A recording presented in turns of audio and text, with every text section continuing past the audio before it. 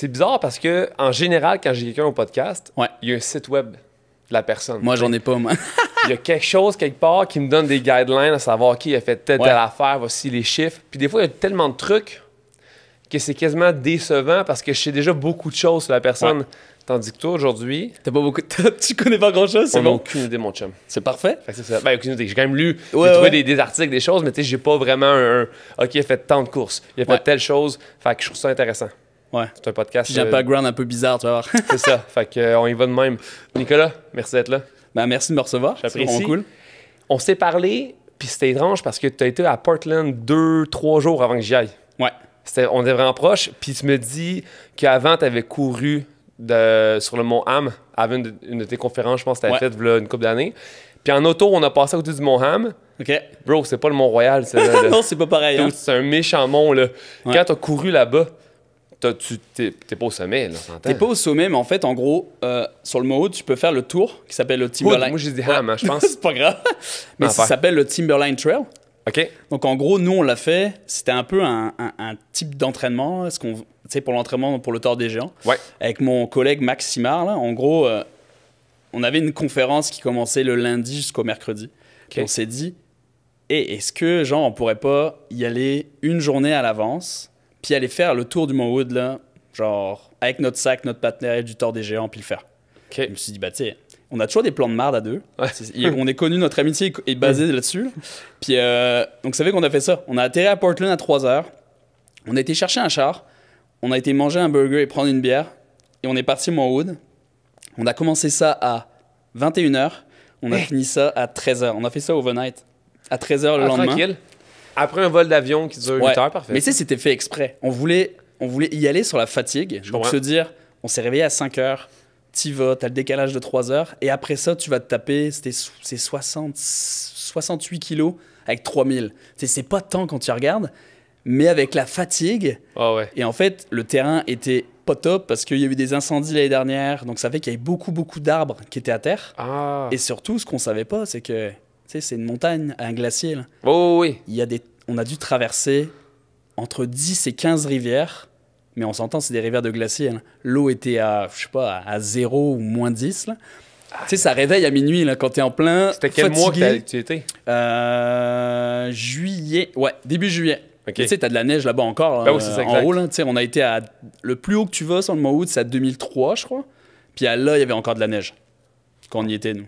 C'est sûr. Mais tu sais, on a fait ça. On a fait ça toute la nuit. On a fini à 13h le lendemain. Et puis après, tu sais, on a eu nos meetings.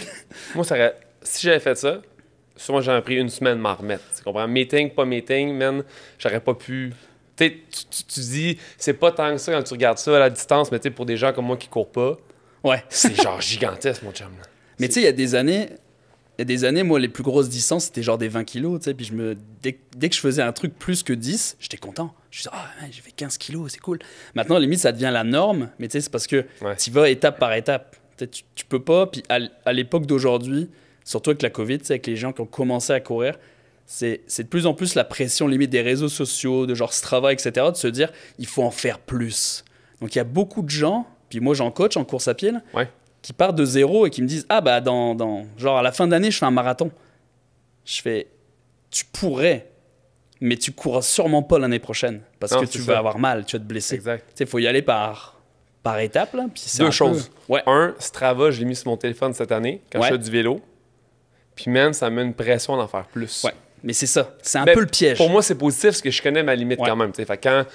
Puis j'arrondis mes chiffres. Tu sais, mettons, je sais pas, moi, je fais genre un 100 kilos. Ouais. Si logiquement, mon trajet se termine à 98,2, je regarde mon Strava puis je suis comme... Non. Faut que je fasse 100. Fait que là, je continue à faire des tours de bloc par rapport chez moi juste pour arriver puis faire 100.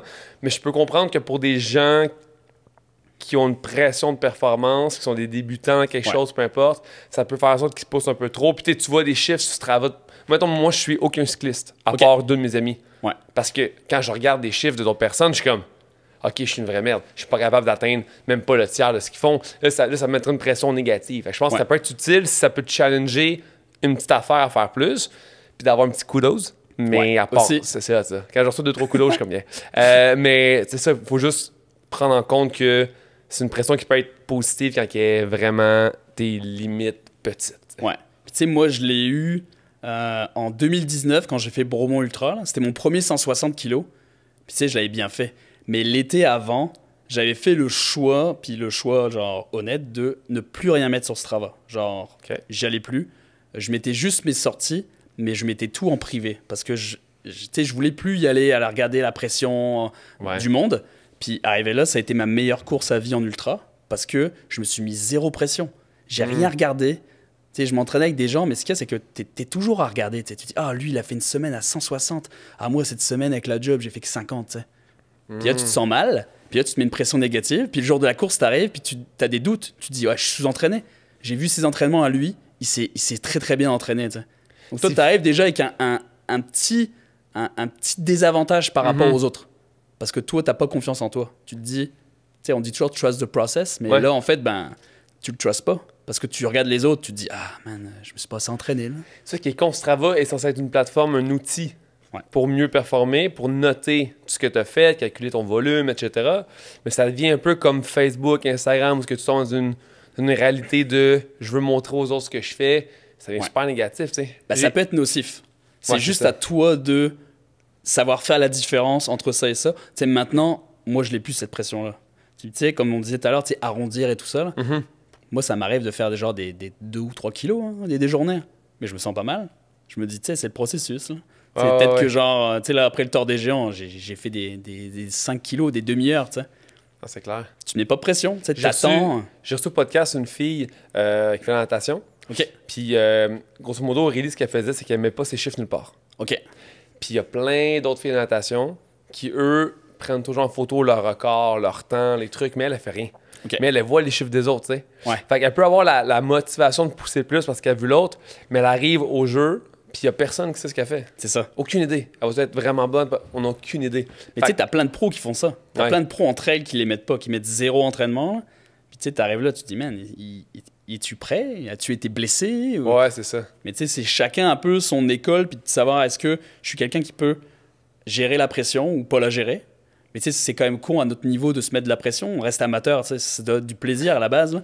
Mais tu sais, c'est un peu le jeu vicieux des réseaux sociaux, je dirais. C'est qu'on veut toujours se comparer ou se mettre au niveau des autres.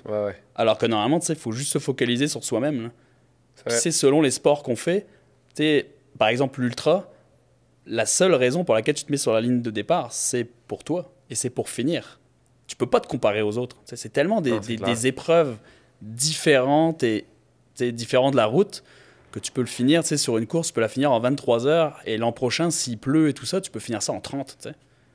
Ouais, tout dépend aussi, ça, parce que vous autres, c'est un ultra, il y a tellement de choses qui peuvent arriver. Ouais. C'est pas un sprint, là. Ah non, tout va se passer dans un ultra. Tout. Tout ce que tu mets sur une liste avant, là, tout va se passer dedans. Là. Le nombre d'heures que ça prend à faire votre truc, fait en sorte qu'il y a tellement de barèmes que t'as pas pu mettre, de trucs, d'imprévus, de machin. T'as trop de facteurs. T'as trop de facteurs. Puis c'est ça un peu qui fait la magie du truc. Et c'est pour ça que moi, j'aime ça.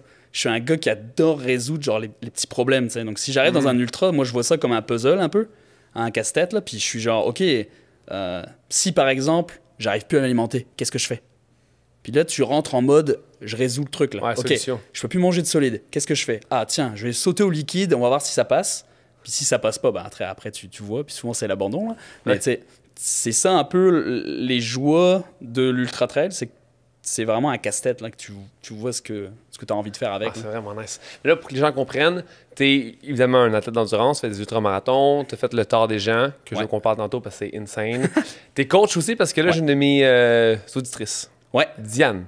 Qui m'a écrit « Hey, c'est cool, je sais que tu vas recevoir mon coach. » Puis tu travailles aussi pour On Running, en étant comme dans le crew de Montréal. Ouais, j'étais ambassadeur pour la marque pendant 2 ans. OK. Puis en fait, maintenant, je suis devenu représentant technique. Donc maintenant, je travaille vraiment pour la compagnie.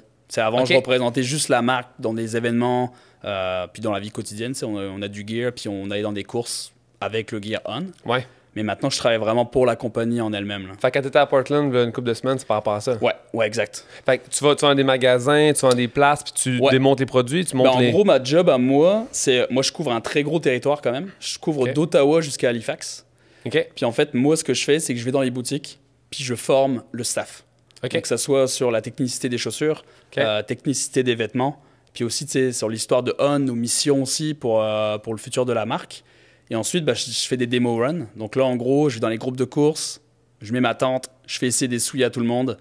Puis tu sais, c'est pour vraiment que le monde puisse essayer les souliers parce que c'est quand même compliqué d'essayer une chaussure dans un magasin, de la faire sur 10-15 mètres et se dire, ça, c'est la chaussure pour moi.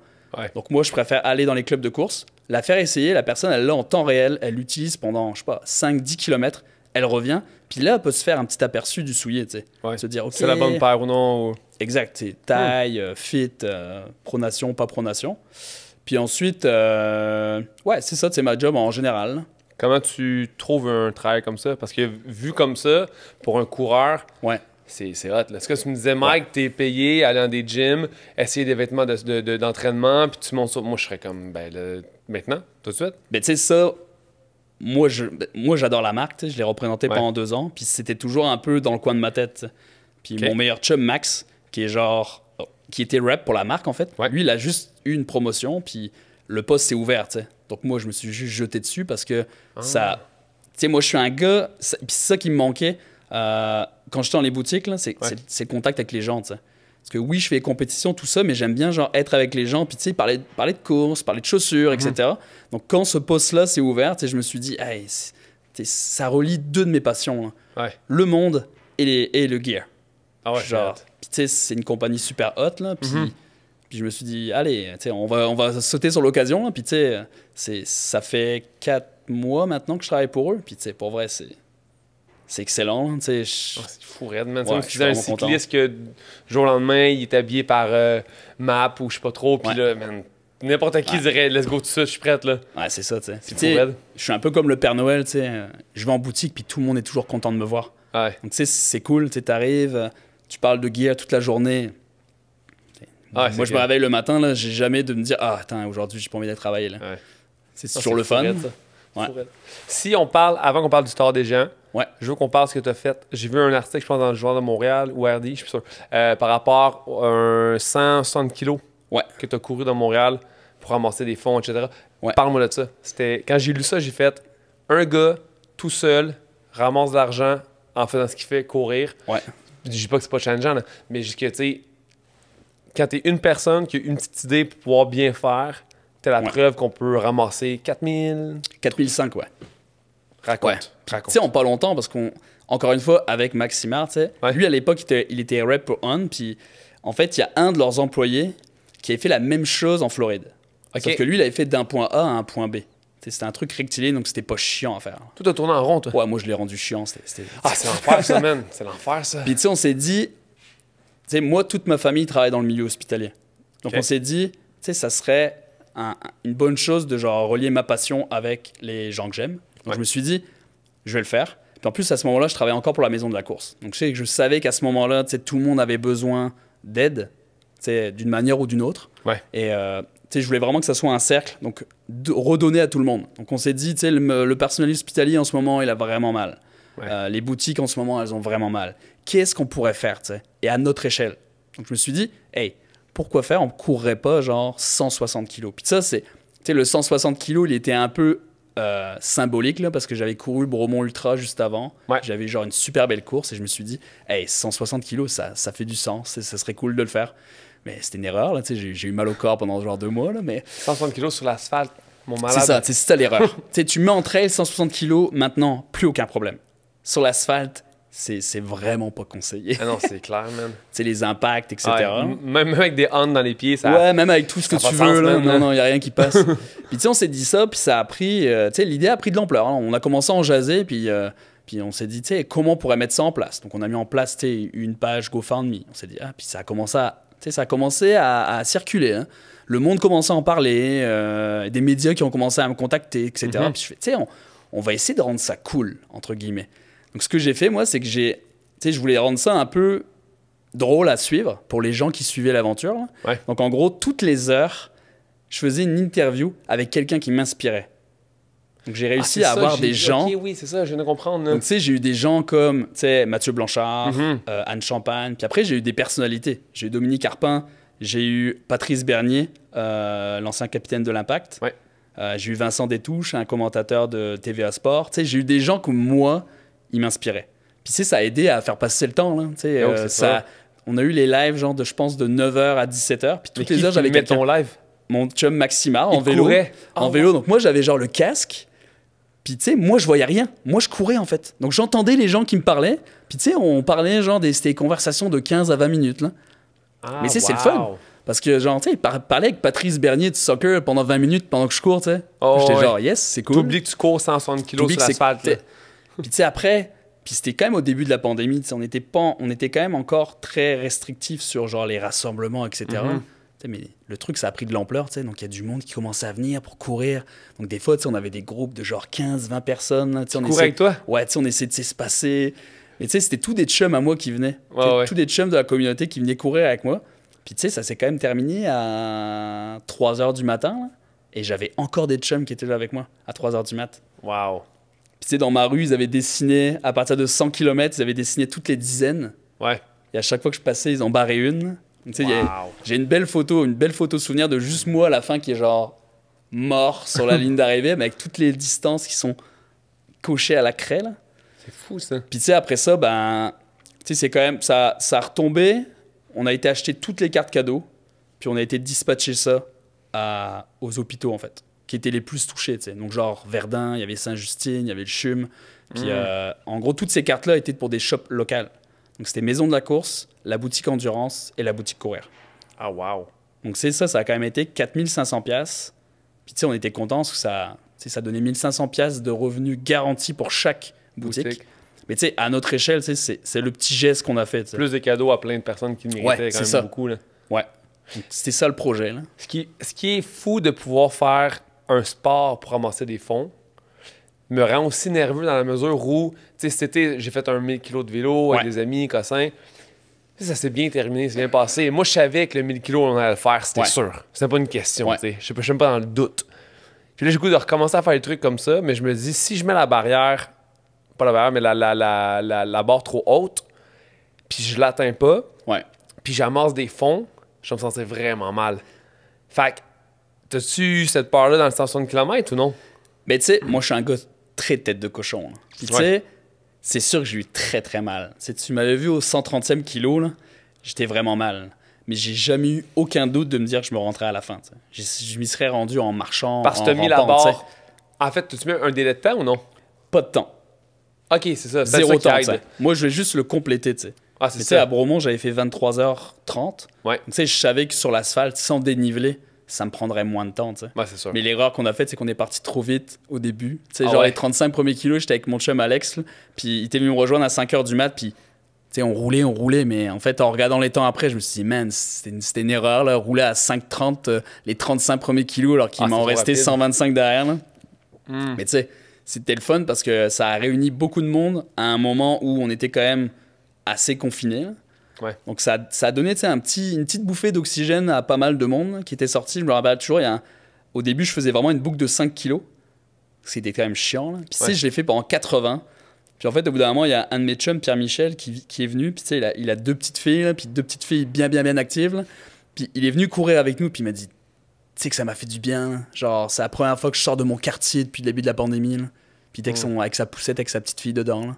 Mais tu sais, rien que ce moment-là, tu sais, ça a donné beaucoup de sens à l'aventure. Ouais. Puis ensuite, après, tu sais, quand je recevais des messages de gens qui me disaient, hey, j'ai acheté mes souliers, merci beaucoup, tu sais, je vais les mettre à la job à l'hôpital. C'était des beaux moments, tu sais. C'est fou. Ouais. As-tu d'autres idées que tu aimerais faire qui pourraient être un truc vraiment bénéfique comme ça ou est-ce que tu redonnes à quelqu'un? Ben, j'aimerais refaire ça cette année. Là. Okay. Je sais pas encore sous quelle forme exactement, là, mais j'aimerais refaire quelque chose de genre caritatif aussi cette année. Là. Parce que j'ai des projets pour l'année 2022 en termes de course, mais le début de l'année, il n'est pas encore trop dessiné. Donc j'essaie de voir s'il n'y a pas moyen de redonner à une association ou quelque chose de même. Là, genre, avant-hier, j'ai été donné 20 paires de souliers à une association. Oh, nice. Je veux continuer à faire des petits trucs comme ça. Exact. C'est à notre échelle, oui, c'est petit, mais si tout le monde fait des petits gestes, oui. À un moment donné, ça a un gros impact. C'est 4500$ pour 3 différents magasins, c'est énorme. Là. Ouais, tu sais, 1500$ par magasin, c'est quand même cool parce que c'est 1500, c'était des cartes cadeaux de 50$. Donc ça veut dire que les autres personnes, tu sais, pour s'acheter une paire de souliers, elles On vont dépense peut-être quand même mettre le reste. 100 de plus. C'est ça, exact, c'est ça. Donc c'est ça qu'il faut que tu te dises. C'est comme une dizaine de paires de souliers qui n'auraient pas vendu si ça n'avait pas été là. Fait que si tout le monde, si au moins une personne sur 3 à Montréal faisait ce genre de truc-là, ça serait fou, man. T'aurais du monde qui courait 160 km Ben oui, constamment. dans les là, rues tous les je semaines. pense faire un truc de vélo comme ça cet été, mais je sais pas quoi faire. T'sais. Je sais pas. Il y a tellement de choses qui ont déjà été faites. Puis si tu fais une chose pas banale, mais juste normale, les gens n'ont pas autant le goût de donner. T'sais. Puis on tellement. On peut quand même donner à beaucoup de place dans le monde. T'sais. Il y a tellement d'organismes, de gens qui veulent collecter des fonds que des fois, je me dis qu'est-ce qu'il faut faire pour venir créer l'outil. Ah, ça, c'est différent, ça. Ça, je donne. Puis toi, ton idée de pouvoir donner à des magasins locaux, plus donner à des gens qui travaillent dans le domaine de santé, c'était... Tu sais, je pense que là, c'était le bon timing. Là. Puis, tu sais, personne l'avait vraiment fait. Puis, comme c'était au début de la pandémie, tu sais, c'était un peu toutes les étoiles s'aligner pour que ce projet-là, il soit cool. Ah, c'est sûr. Puis, tu sais, la communauté de Montréal, elle est fabuleuse. Là. En course à pied, tout le monde se connaît, mais tout le monde se soutient. Puis, moi, c'est ce que j'aime. Littéralement. Là. On se parlera cet été si jamais tu as une idée. Clairement. Ou tu peux inclure un vélo. Un vélo? Un parcours vélo, course, je sais pas, quelque chose. Bon, on s'en parlera, les trucs comme ça, j'aime bien, moi. Tort des géants. J'ai aucune idée c'était quoi. Avant que Mine me dise, hey, on a un ambassadeur qui a fait le Tort des géants. J'ai tapé Tort des géants. Puis, du coup, j'ai fait Tort des géants, ça sonne un peu prétentieux comme nom, tu sais. Mais quand j'ai vu, là, je vais pas me tromper, c'est comme 330 kilos. Sur papier, mais en gros, c'est plus que ça. Moi, à ma montre, là, mais tu sais, les montres, c'est jamais exact, là, mais tu sais, en général, les gens, ils avaient entre 350 et 380 sur leur montre. À cause que ça c'est dépendait. Petits... Ça dépendait. Puis tu sais, souvent, quand tu t'arrêtes, ta montre s'arrête jamais vraiment. Au même moment, c'est ça. Ça continue de rouler un petit peu. Mais c'est ça avec... 30 000. 30 000, Qu'est-ce qui est plus épeurant, le 30 000 dénivelé ou la longueur? Moi, la longueur, ça me faisait pas peur. Parce que, tu sais, je me suis dit, tu sais, t'as quand même 150 heures pour le finir.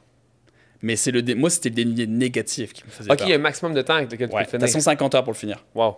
Mais c'est le dénivelé négatif qui me faisait peur. Parce que oui, le 30 000 mètres de dénivelé positif, si tu t'entraînes adéquatement, là, pour être honnête, tu peux le faire. Puis tu sais, en montée, là, oui, c'est des montées qui sont longues. Mais tu sais, si tu t'entraînes, tu sais, moi, je me suis fait des séances sur le Mont-Tremblant. À Montréal, je faisais sur une piste de ski, tu sais, de 70 mètres. Là. Ah, wow. Up and down pendant 2h30. Là. Mais tu sais, si t'es adapté pour le faire, le D+, c'est cool. Mais en fait, c'est le D- qui fait mal. Parce qu'au Québec, t'as aucun moyen de simuler cette chose-là. Parce que là, c'était des descentes de, je sais pas, 8 kilos, mais tu perdais 2000 mètres de dénivelé, tu sais. Tu peux pas faire ça. Puis c'est la descente qui fait mal. Là, ouais, ça niaise pas. Là. C'est genre, allez... À cause de la flexion du genou qui est trop intense. En gros, c'est vraiment la force excentrique. Là. Tu descends genre comme ça. C'est incroyable. Puis tu sais, les premières, elles font mal. Là. Elles font vraiment mal. Parce que tu descends puis tu te dis, hey man, si tu dois faire ça pendant, je sais pas, 140 heures, là, ça va être insane. Ça va faire mal. Sens-tu la différence de hauteur d'altitude, mettons, ou non? Ben ça, au début, moi, j'avais peur au départ. Quand je voyais sur le papier, tu montais plusieurs fois à 3000. Puis au Québec, le maximum que tu peux avoir, c'est genre 1000. Ouais, c'est ça. On s'est dit, qu'est-ce qu'on pourrait faire? Dans le nord du Québec, je pense que tu vas dans le coin de Coudjouac, tout ça, il y a peut-être plus que ça. Là. Mais tu sais, ici, c'est genre Jacques-Cartier ou autre chose. Puis tu sais, moi, j'ai pas eu la chance d'aller sur le Jacques-Cartier. Le truc où je me suis entraîné le plus en altitude, c'était le Mont-Tremblant. C'est 900 mètres. C'est rien. Jacques-Cartier, c'est loin aussi. Tu fais 3 heures de route pour aller jusqu'à t'entraîner. Ça fait pas de sens. Hein? Ben non, ça fait pas de sens. Là. Donc, nous, ce qu'on a fait, c'est qu'on l'a joué safe. On s'est entraîné au Québec bien. Mais quand on arrivait en Italie, on arrivait 10 jours avant. OK. Puis en fait, on a été dormir en altitude. Donc, on a loué, ça s'appelait le refuge Torino. C'est vraiment entre la France et l'Italie. Tu as le tunnel du Mont Blanc. C'est là, littéralement. Donc en gros, on était dormir là. C'était à 3005. Pour t'acclimater un peu à l'altitude, justement. Mais tu sais, c'est parce que tout le monde nous disait, tu sais, vous allez avoir, si tu le fais pas, ça peut avoir un gros impact sur ta course. Tu sais, si tu fais genre le mal des montagnes, c'est mort. T'y vas pas. Puis tu sais, il y a un gars, un Québécois qui a fait le Tort des Glaciers, qui est 450 km. Genre n'importe quoi. Là. Puis lui, il a arrêté parce que il a eu ça. Il a eu le mal des montagnes. Wow. Donc, il faut faire attention. Donc, nous, on s'est dit, qu'est-ce qu'on pourrait faire qui pourrait nous aider? Donc, les journées avant, 10 jours avant, on est arrivé, on a fait du vélo de montagne, on a fait 2-3 randonnées, pour essayer de faire un peu une réaction sur le corps, là, pour voir les globules, etc. Puis après, on s'est dit, OK, 5 jours avant la course, on va aller dormir 3 nuits en altitude. On a été 3 jours au refuge Torino. Puis, tu sais, la première nuit, c'est super intense. t'as l'impression que ta tête, ça se resserre comme un étau. Puis tu sais, tu dors pas. Moi, la première nuit, horrible. Vraiment horrible. Mais tu sais, les jours d'après, ce qu'on faisait, en fait, en gros, c'est... On se levait à 6 heures, on allait déjeuner, on revenait, on faisait la sieste. On faisait notre journée, on refaisait la sieste. Parce que l'altitude, ça te donne envie de dormir en plus. Ouais. Ton corps est en train de s'adapter. Il dit, wow, c'est quoi ce changement que tu me fais là? Puis en gros, ben, il s'adapte vraiment bien. Et après, tu redescends. Puis tu sais, Courmayeur, c'était quand même à 1300 d'altitude. Donc tu descends pas à 0, ce qui est bien. Puis moi, j'ai eu 0 mal de tête pendant toute la course. Alors que les gens qui l'ont pas fait, c'est soit ils ont abandonné, soit ils ont eu genre les 24-48 premières heures où c'était pas vraiment agréable. Courir plus que 300 kilos avec un mal de tête, man, ça fait aucun sens. Ah ouais, tu sais, mais il y en a qui l'ont fait. Tu sais, moi, j'ai couru avec un gars tu sais, pendant genre un bon 20 heures. Là, puis il m'a dit, moi, les 48 premières heures, là, il fait j'aurais eu besoin de genre naproxène hein, parce que j'étais genre à la limite de j'arrête, nausée, vomi, etc. Là. Mais tu sais, c'est parce que faut te donner les moyens de réussir aussi. Là. Ouais. Puis tu sais, moi, je trouve que je voulais pas avoir un aussi gros investissement d'entraînement financier pour y aller, pour m'arrêter parce que j'ai pas fait mes devoirs. Là. Puis tu sais, faire ses devoirs, c'était aller en altitude un peu. T'sais, ça nous a coûté $200 pour 3 nuits. Ouais. C'est rien par rapport n'importe quelle sensation que tu fais d'un mont, faut que tu t'acclimates avant. Ben, pour ce genre de course-là, c'est sûr. Ouais. Pour vrai, moi, à chaque fois qu'il y a quelqu'un qui me le dit, je voudrais faire le Thor, qu'est-ce que ça prend? Ben, ça prend d'aller en altitude. Là. Genre, si tu peux pas le faire avant, genre les mois avant, vas-y littéralement quelques jours avant. Si, disons que tu vas quelques mois avant, penses-tu que si tu y retournes pas quelques jours avant, ça donne le positif quand même? Je pense pas. Faut que tu y ailles quelques jours avant aussi. C'est ça. Ouais, t'es obligé. Ça finit par se dissiper. Ouais, ça se dissipe. Ouais. C'est ça. Mais en gros, il y a des écoles de se dire, OK, il faut que tu arrives 10 jours avant et que tu t'acclimates, ou alors tu arrives juste la veille. Juste la veille de la course, tu l'as fait, puis en fait, ton corps, il a juste pas le temps de se dire, ça se passe. Il y a plein d'études comme ça qui disent ça, qui disent, soit tu arrives très longtemps avant et tu t'adaptes, soit tu arrives directement, puis tu l'as fait. Mais toi, tu as couru en 140 heures, non? Ouais. Mais ça, c'est comme 5 jours, genre? Ouais. Fait que, même si ça arrive 24 heures avant, là, t'as quand même 5 jours à courir. Sûrement que ça va t'affecter éventuellement. Je pense que ça va t'affecter, mais c'est parce que les 24 premières, 48 premières, on va dire, là, tu passes vraiment les plus gros sommets. À la fin, t'es plus trop à 3000. Ah, ok, c'est ça. Ouais. Mais les 24, tu sais, les 48, tu sais, les premiers, on va dire, les premiers 100 kilos du Thor, ils sont vraiment, vraiment intenses parce que tu prends 7000 mètres de dénivelé sur 100 kilos. Ce qui est genre vraiment, vraiment... C'est énorme. Ouais, c'est énorme. Puis pour vrai, la tactique qu'il y avait, c'est que c'était par base de vie. Donc en gros, avant, tu pouvais dormir dans tous les refuges. Okay. Les refuges, t'en as tous les 5-10 kilos. Mais Covid dit, vous ne dormez pas dans les refuges. Vous ne dormirez que dans les bases de vie. Et les bases de vie, elles étaient tous les 50-60 kilos. Oh! Mais ce qu'il y a, c'est qu'un 50-60 kilos avec 5000 mètres de dénivelé, ça peut te prendre 20 heures à faire, tu sais. Donc ça fait que certains endroits, tu pouvais pas dormir pendant 20 heures. Donc ça a compliqué la tâche de beaucoup de monde. Puis, tu te trompes, là. Si tu croises un refuge, tu te dis, m'attends à l'autre. Puis finalement, j'aurais dû dormir au premier, t'en as pour 20 heures avant. Cette année, c'était ça. Les gens se disaient, OK, on peut pas dormir dans les refuges, donc faut mettre la stratégie en place pour qu'on dorme aux bases de vie seulement. Ouais. Puis tu sais, ça, c'était... Mettons bien fatigué, là. Ouais. Peux-tu dormir? Tu peux dormir dans la trail. Mais tu sais, on s'entend, là, ça dépend où tu dors. T'sais, si tu dors pas à 2000, là, à 2000, il fait fret. Donc, tu fais attention aussi. Là, moi, j'ai pas trop pris de sieste dans la trail. Alors que d'habitude, j'aime ça. À entraînement à Mont-Tremblant, on dort dans la trail 10 minutes, c'est parfait. Là-bas, je l'ai pas trop fait. Mais dormir tous les 20-24 heures, là, ça fait mal. Puis moi, j'ai dormi 6 heures en 6 jours. Ça a été... Tu as dormi 1 heure par jour, mettons, total. Ouais, total. Mais il y en a qui ont dormi 10 minutes ou 20 minutes dans la course. Moi, je connais un gars, il a dormi une demi-heure. En 5 jours? Ouais, en 5 jours. Mais tu sais, c'était genre... Tu pratiques-tu à ça, mettons? Non. Parce que, peut-être un mois, j'ai fait un 30 heures de vélo. Ouais. OK. J'ai dormi peut-être... J'ai essayé de dormir quasiment 2 heures, mais tout brisé, ça marchait pas. J'avais tellement mal partout, j'arrivais pas à dormir. C'est comme un genre de gros hangover où t'es comme, je veux dormir, je suis brûlé, là. T'es tellement tout pété que t'arrives pas à dormir, j'étais pareil. Genre, mes épaules, tout me faisait mal.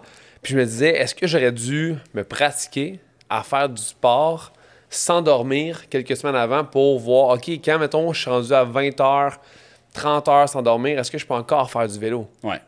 Est-ce que tu as fait ce genre de truc-là pour t'habituer? Mais ce qu'il y a, c'est que le torse est tellement gros que tu peux pas forcément t'entraîner à ça. Mais tu sais, j'ai fait des courses. Genre, je fais Québec Mégatrail, ça a duré 19 heures, tu sais. OK. Donc, tu sais, j'ai pas dormi dedans, là. Mais c'est quand même 5 fois moins que ce que tu as fait.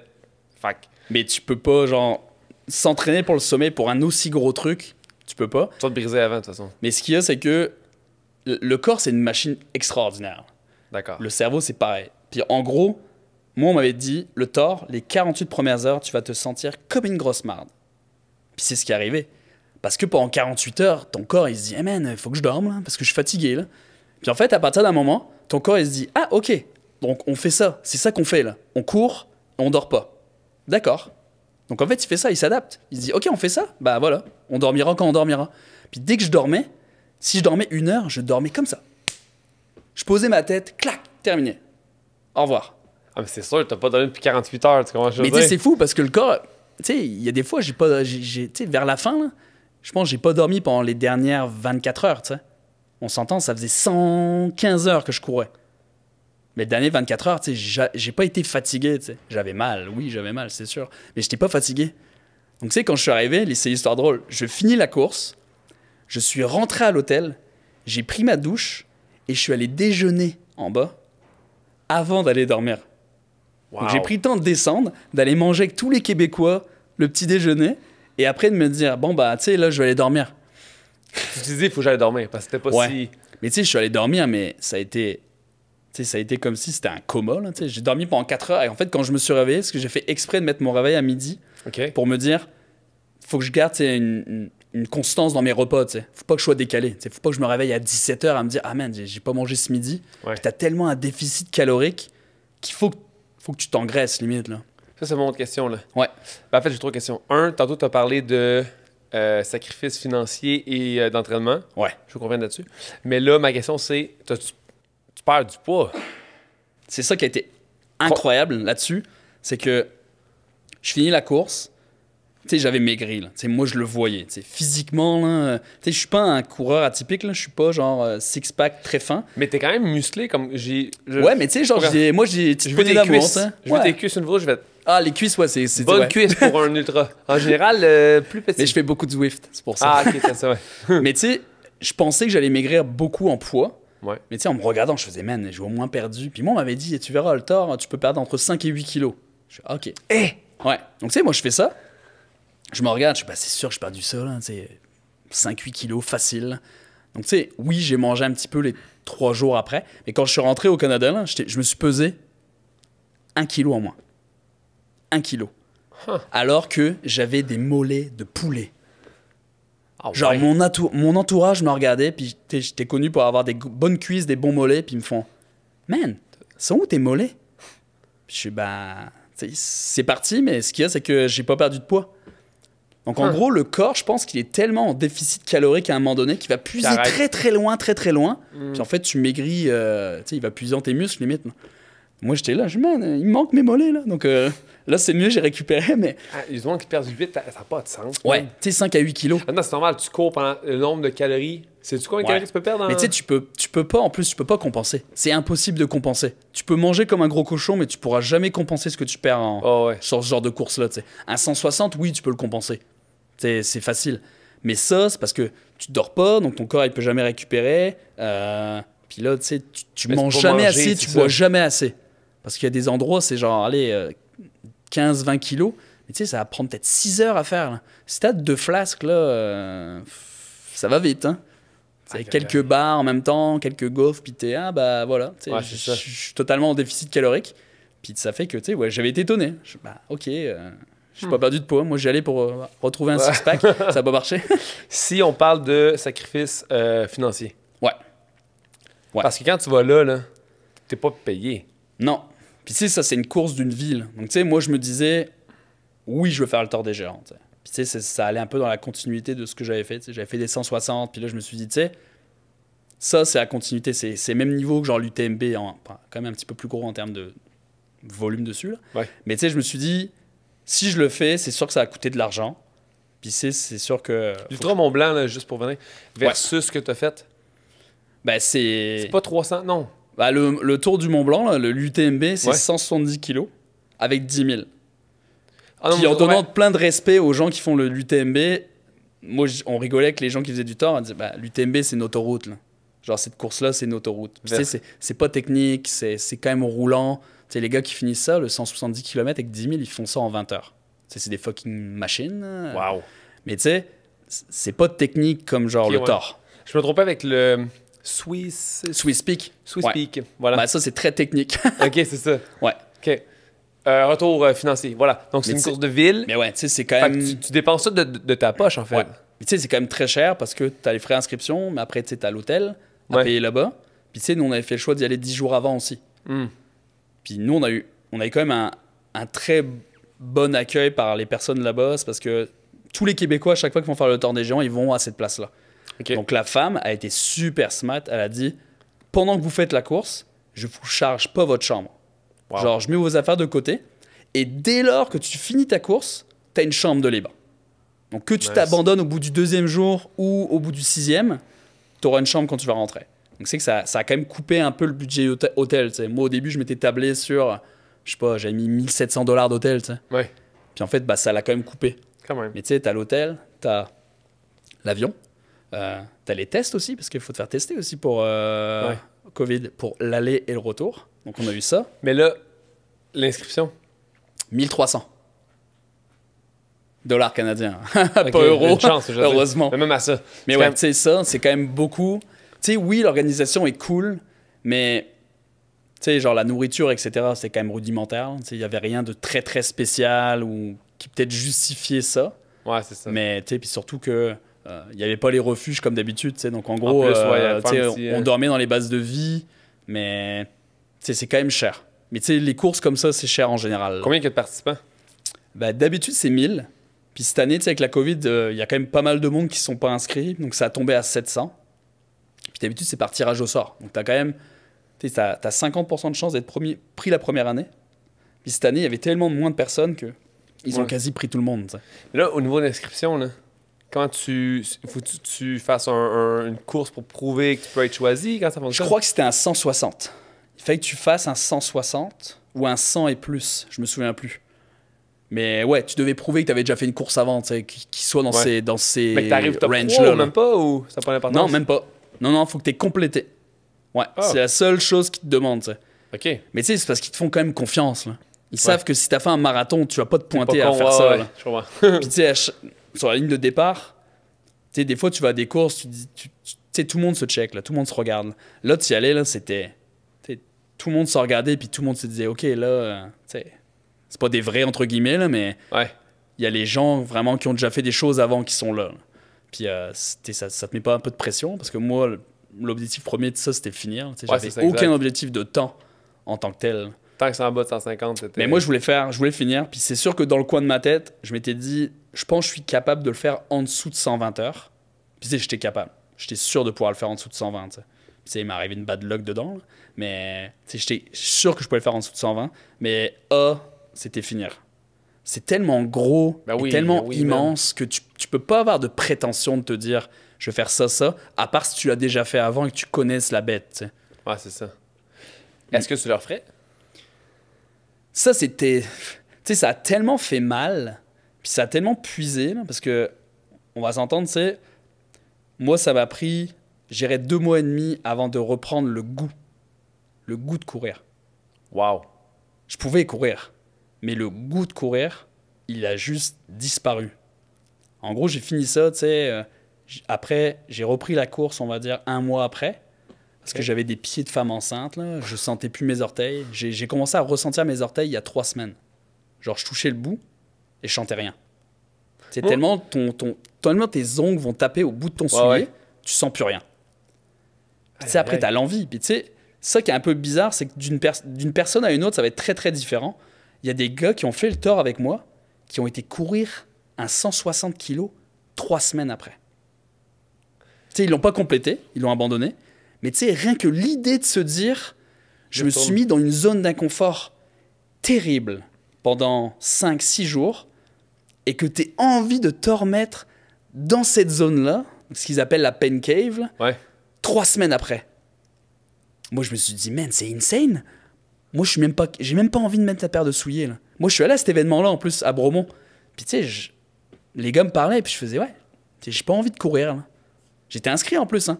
Ah ouais? Mais tu sais, j'étais inscrit, c'était un dossard qui était reporté d'il y a 2 ans. Ouais. Mais tu sais, je l'aurais jamais fait. Dès lors que l'on m'a dit, t'es inscrit au Tour des Géants, j'avais contacté le gars de Bromont, j'avais dit, est-ce qu'on peut mettre mon inscription à 2022? Parce qu'il n'y a aucune chance que moi, 3 semaines après ça, je vienne là. C'est impossible. Ah, t'as perdu le goût de courir, c'est drôle ça. C'est pas drôle, mais... Mais tu sais, moi, on me l'avait dit. On m'a dit, tu verras, ça va te drainer. Puis moi, en général, même après un 160, pendant 2-3 semaines, tu sais, je vais être genre off. Là. Genre, moi, la course à pied, c'est au quotidien, tu sais, que ce soit les articles, les podcasts, les vidéos, etc. Puis souvent, après une grosse course, je shut down. Je dis, tu sais, là, l'entraînement que tu as eu, etc., ça pèse psychologiquement aussi. Là. Donc, tu te dis, ah, bah, tu sais, je vais l'enlever un peu de mon quotidien. Et après le Tour, ça a été... Puis c'est ça qui est un peu difficile, c'est parce que je travaille dans la course à pied. Ouais, t'as pas le choix, toi, là. Donc, tu es là, tu te dis, OK, je suis off en course, mais c'est ma job, là. Donc, tu sais, la chance que j'ai, c'est que j'ai réussi à tracer une limite, à être genre très, très enthousiaste sur ma job. Mais le goût de la course, ça... Tu sais, je courais des demi-heures, au bout de 10 minutes, j'étais tanné. J'étais genre, bon, j'arrête. Mais tu sais, je finissais quand même ma demi-heure parce que je me disais, allez, pour ton bien-être, faut que tu le fasses, parce qu'il faut que tu sois actif quand même. Puis... Mais juste l'envie, c'était mort. Puis là, je suis rentré en France dans ma famille, puis là, j'ai recouru un peu avec mon frère, etc. Puis là, ça a repris, tu sais. Puis je suis revenu ici, puis là, ça a commencé à reprendre. Puis là, je commence à me dire, tu sais, à commencer à regarder à 2022, à me dire, OK, cette course-là, mon entraînement, ça va être comme ça, comme ça. Est-ce qu'en 2 mois et demi, tu as perdu des gains? Est-ce que tu as vu ta performance diminuer parce que tu as pris autant de pauses ou non? Mais tu sais, je le sens parce que j'ai un peu... Ben, on s'entend. Tu es tellement actif que dès que tu n'es plus actif, tu continues de manger pareil. Puis tu sais, en ultra, on mange beaucoup. Là. Puis tu sais, moi, je suis un bon mangeur. Donc tu sais, oui, j'ai pris quelques kilos en plus. Là. Donc tu sais, quand je cours, ben... je le sens un peu. Là. Tu portes un peu plus de Mais tu sais, je me dis que ça va se perdre super facilement. Puis tu sais, je préférais... Ça fait quand même du bien mentalement, tu sais. De genre profiter un peu, de pas se dire « Ah, demain, il faut que je fasse genre 1 heure. Ah, demain, il faut que je fasse des intervalles. » Là, tu sais, je me laissais un peu aller, puis ça permettait un peu de reconnecter avec d'autres sphères de ma vie que genre, tu sais, avec l'entraînement, t'es tellement mindé que des fois, tu peux un peu délaisser certaines choses. Donc tu sais, tu te dis, tu sais, là, on va reconnecter dessus. Tu sais. Moi, ça m'a permis de bien me mettre des objectifs de job, tu sais. À me dire, me lever le matin, puis de pas aller m'entraîner, tu sais, ça me donne 1 heure de plus à faire d'autres choses. Tu sais, donc que ça soit écouter des podcasts, à lire ou à organiser plein d'autres choses, tu sais, ça donne de l'espace. Ah, c'est clair. Si on parle du sacrifice ou du moins de l'entraînement face à ça, quand est-ce que tu t'es inscrit versus le temps, comme la question n'est pas claire. Combien de temps ça a pris entre l'inscription et la course? L'inscription, c'était janvier et la course, c'est septembre.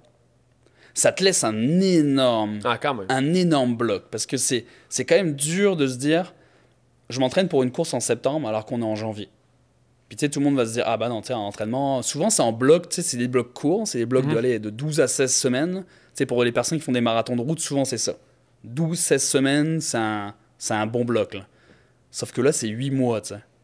Donc c'est là de se dire ok, comment je modèle... beaucoup plus qu'un marathon. Fait logiquement, c'est normal que la programmation soit vraiment plus étalée sur plusieurs mois que versus exact. Mais tu sais, tu modélises ta saison en tant que telle. Tu dis, OK, pour un objectif A, il me faut un B et un C. Puis les B et les C, ça pose des jalons pour ton objectif A. Donc tu sais, moi, je m'étais dit, OK, qu'est-ce que je fais qui vont pouvoir aider à arriver à ce cheminement-là? Puis moi, j'avais posé la Gaspésia 100 kg et le QMT 110 kg. En mode vraiment entraînement. C'est genre le Gaspésia, ça s'est décidé quand même 1 mois à l'avance que j'allais y aller. Mais tu sais, ça a été le 100 kg, puis ça s'est super bien passé dans la performance. Tu sais, j'ai fini 3e. Là. Mais as-tu poussé beaucoup ou t'as quand même pas trop poussé? Voilà, parce que j'ai eu encore une bad luck, puis tu sais, c'est encore les lois de l'ultra. Là. Après 30 kg, j'avais vraiment des mauvaises sensations. Genre, j'avais pas de jambes, jambes lourdes, il faisait humide, genre pas trop. Puis après ça, je pouvais plus manger de solide. Donc 0. Donc genre, plus de barres, plus je m'étais fait des petits wraps au beurre de peanut. Ça passait plus. Donc tu sais, tu passes en mode, ok, qu'est-ce que je fais là? Ouais, mal au cœur, tu sais, j'avais juste pas envie. Genre, le wrap de beurre de pinot, je me souviens toujours. Je le mets à ma bouche, je le jette dans la nature. J'ai genre même pas envie de le mettre dans ma bouche. Juste le contact de me dire, ah non, pas envie. En gros, ce que j'ai fait après, c'est que j'ai marché au melon d'eau et au coke et aux oranges pendant 70 kilos. Tu sais, ça a marché. Mais tu sais, c'est parce qu'il faut que tu te connaisses. Tu sais, moi, je savais que si je commençais le coke, ça allait aller, tu sais. Mais j'étais genre, ah man. Mais tu sais, la course en tant que telle, je finis la course bien, le lendemain, pas mal aux jambes. Donc je fais, ok, déjà ça, c'est un bon range. Si tu te lèves et que t'as pas mal aux jambes, tu sens que c'est un peu raqué, mais que tu puisses genre te dire, ah, je peux aller courir 1 heure si je veux. Ça, c'est bon. Quand même. Puis après, il y a eu QMT. Puis ça, Québec Méga Trail, je m'étais vraiment dit, je vais y aller en mode vraiment entraînement. J'avais tout le matériel du Tour des Géants dans mon dos. Donc ça soit pantalon, veste, etc. Puis il faisait chaud ce jour-là en plus. Ah, c'est ça, là. Le Tour des Géants, là, tu traînes ton stock, là. Ah ouais, ah, ça niaise pas, là, t'as un bon sac, hein. Qu'est-ce que tu mets dedans, à part des vêtements? Bah, t'as des vêtements, mais après, tu sais, faut que tu dises aussi que des fois, tu sais, t'auras peut-être pas de ravito à certains endroits, puis ça reste de la haute montagne. Donc la haute montagne, tu sais, la montagne, elle décide de brasser, elle va brasser, là, donc faut que tu sois prêt, là. Donc tu sais, j'avais quand même de la bouffe en plus, j'avais des flasques en plus, les frontales, les gants, les tucs. Tu sais, ça fait un bon sac quand même. Ah, ça a de rien, parce que tu traînes sur 140 heures, c'est ça la différence. Tu sais, t'as des bâtons aussi avec toi. C'est quand même beaucoup de choses que tu dois traîner, là. Donc moi, je me suis dit, faut que je le teste avant. Puis tu sais, QMT, je me suis dit, j'ai pas la shape pour le racer, parce que tu sais, il fallait quand même mettre de la vitesse, etc. Puis c'était pas du tout mon focus. Moi, pour le Tour, je me suis dit, ça sert à rien que tu travailles trop ta vitesse. Donc j'étais allé, je me suis dit, on va le finir. Puis je m'étais dit, 19h, ça serait un bon temps. Tu sais. 19h, ça nous faisait finir à minuit pile. Donc je fais parfait. Donc je pars, puis tu sais, je suis parti. Puis à l'époque, j'ai couru avec un ancien collègue de chez NAC qui était là. Puis lui, il faisait le 80. Donc j'ai dit, hey, cool, tu sais, on va le faire ensemble. Ouais. On l'a fait ensemble le premier 80. Puis quand il m'a lâché, là, je suis arrivé au pied du Mont-Sainte-Anne. Genre, breakdown, là, total. Parce que tu sais, tu cours avec un gars pendant 80 kilos. Et là, il reste 30. Mais tu vas aller courir tout seul. J'étais tout seul, J'avoue, putain. Tu sais, là, tu te dis, c'est un entraînement, là. Le Tour des Géants, ça se peut que tu sois 100 kilos tout seul, on sait pas, là. Donc, tu sais, tu repars. Tu sais, je finis la course en 19h15. Donc, j'étais quasi dans mon target, là. Mais tu sais, je finis ça le lendemain, un peu raqué au réveil. Parfait. Wow. La semaine après, j'allais faire 12 heures à Tremblant en up and down. Wow. Puis tu sais, pas raqué. Puis après, la semaine après, c'est là que je suis allé au Mont Hood. Donc, tu sais, j'enchaînais 3 gros week-ends. Donc, ça, en investissement de temps, comme on parlait tantôt, là. Ah, c'est du temps, tu sais, le mois juillet-août, là, ça a été très intense. Parce qu'en plus, je commençais la nouvelle job. T'es au cœur de l'entraînement pour le Tour. Tu sais, donc ça... Plus le stress de l'événement qui arrive quand même, tu sais, ça te crée quand même... T'as tout. Puis tu sais, c'est tellement gros que ça fait peur, là. Tu sais, t'as la chienne. Ah ouais. Pour être honnête, moi, je suis arrivé la veille, là, j'étais genre limite dans mon lit à brailler, là. Je suis, man, tu sais ce qui t'attend demain, là? C'est pas... ça dure pas une journée, ça. Ça, tu vas passer... Puis moi, au début, mon objectif, c'était de passer 5 nuits dehors. Pas plus. Puis là, je n'ai passé 6. Tu sais, mentalement, là, ça a été dur. Non, c'est sûr, man, c'est sûr. T'as vu, quand j'ai fait mon 30 heures de vélo... Ouais. Tu sais, moi, je fais du vélo de plaisance en vie, là. Okay. Je suis pas un cycliste du tout, là. Puis des fois, je suis comme, hey, aujourd'hui, je fais une sortie de vélo, puis grâce à Strava, tu sais, je vois, j'ai fait genre comme, je sais pas moi, 600 mètres dénivelé. Je suis comme, oh, je suis fort, gros dénivelé. Puis là, je vois du monde faire genre le parc des Outaouais, je sais pas trop, à 1900 mètres dénivelé, puis je suis comme, finalement, je suis trop pas un cycliste comme je pense que je suis, tu sais. Fait que quand je donne mon 30 heures, le monde me disait comme 30 heures, man, c'est beaucoup, là. Ouais, c'est quand même beaucoup. Tu vas tout briser, là. Cul sur la selle. Puis là, c'est ça. Mais ça t'est pas super, finalement, man. Étonnamment. J'ai une bonne selle qui fait bien que mes fesses, on dirait. Mais, tu sais, je me disais, ça va être vraiment long, ça va être dur, mais 30 heures, c'est quoi? Ouais. Ça va passer vite, tu sais. Puis là, après avoir fait mon 400, j'ai fait 408, je pense, kilos. Le mal que j'ai eu, comme là, aujourd'hui, tu me disais, Mike, tu le refais. Puis je suis comme, ouais, je suis prêt à le faire, je m'en fous.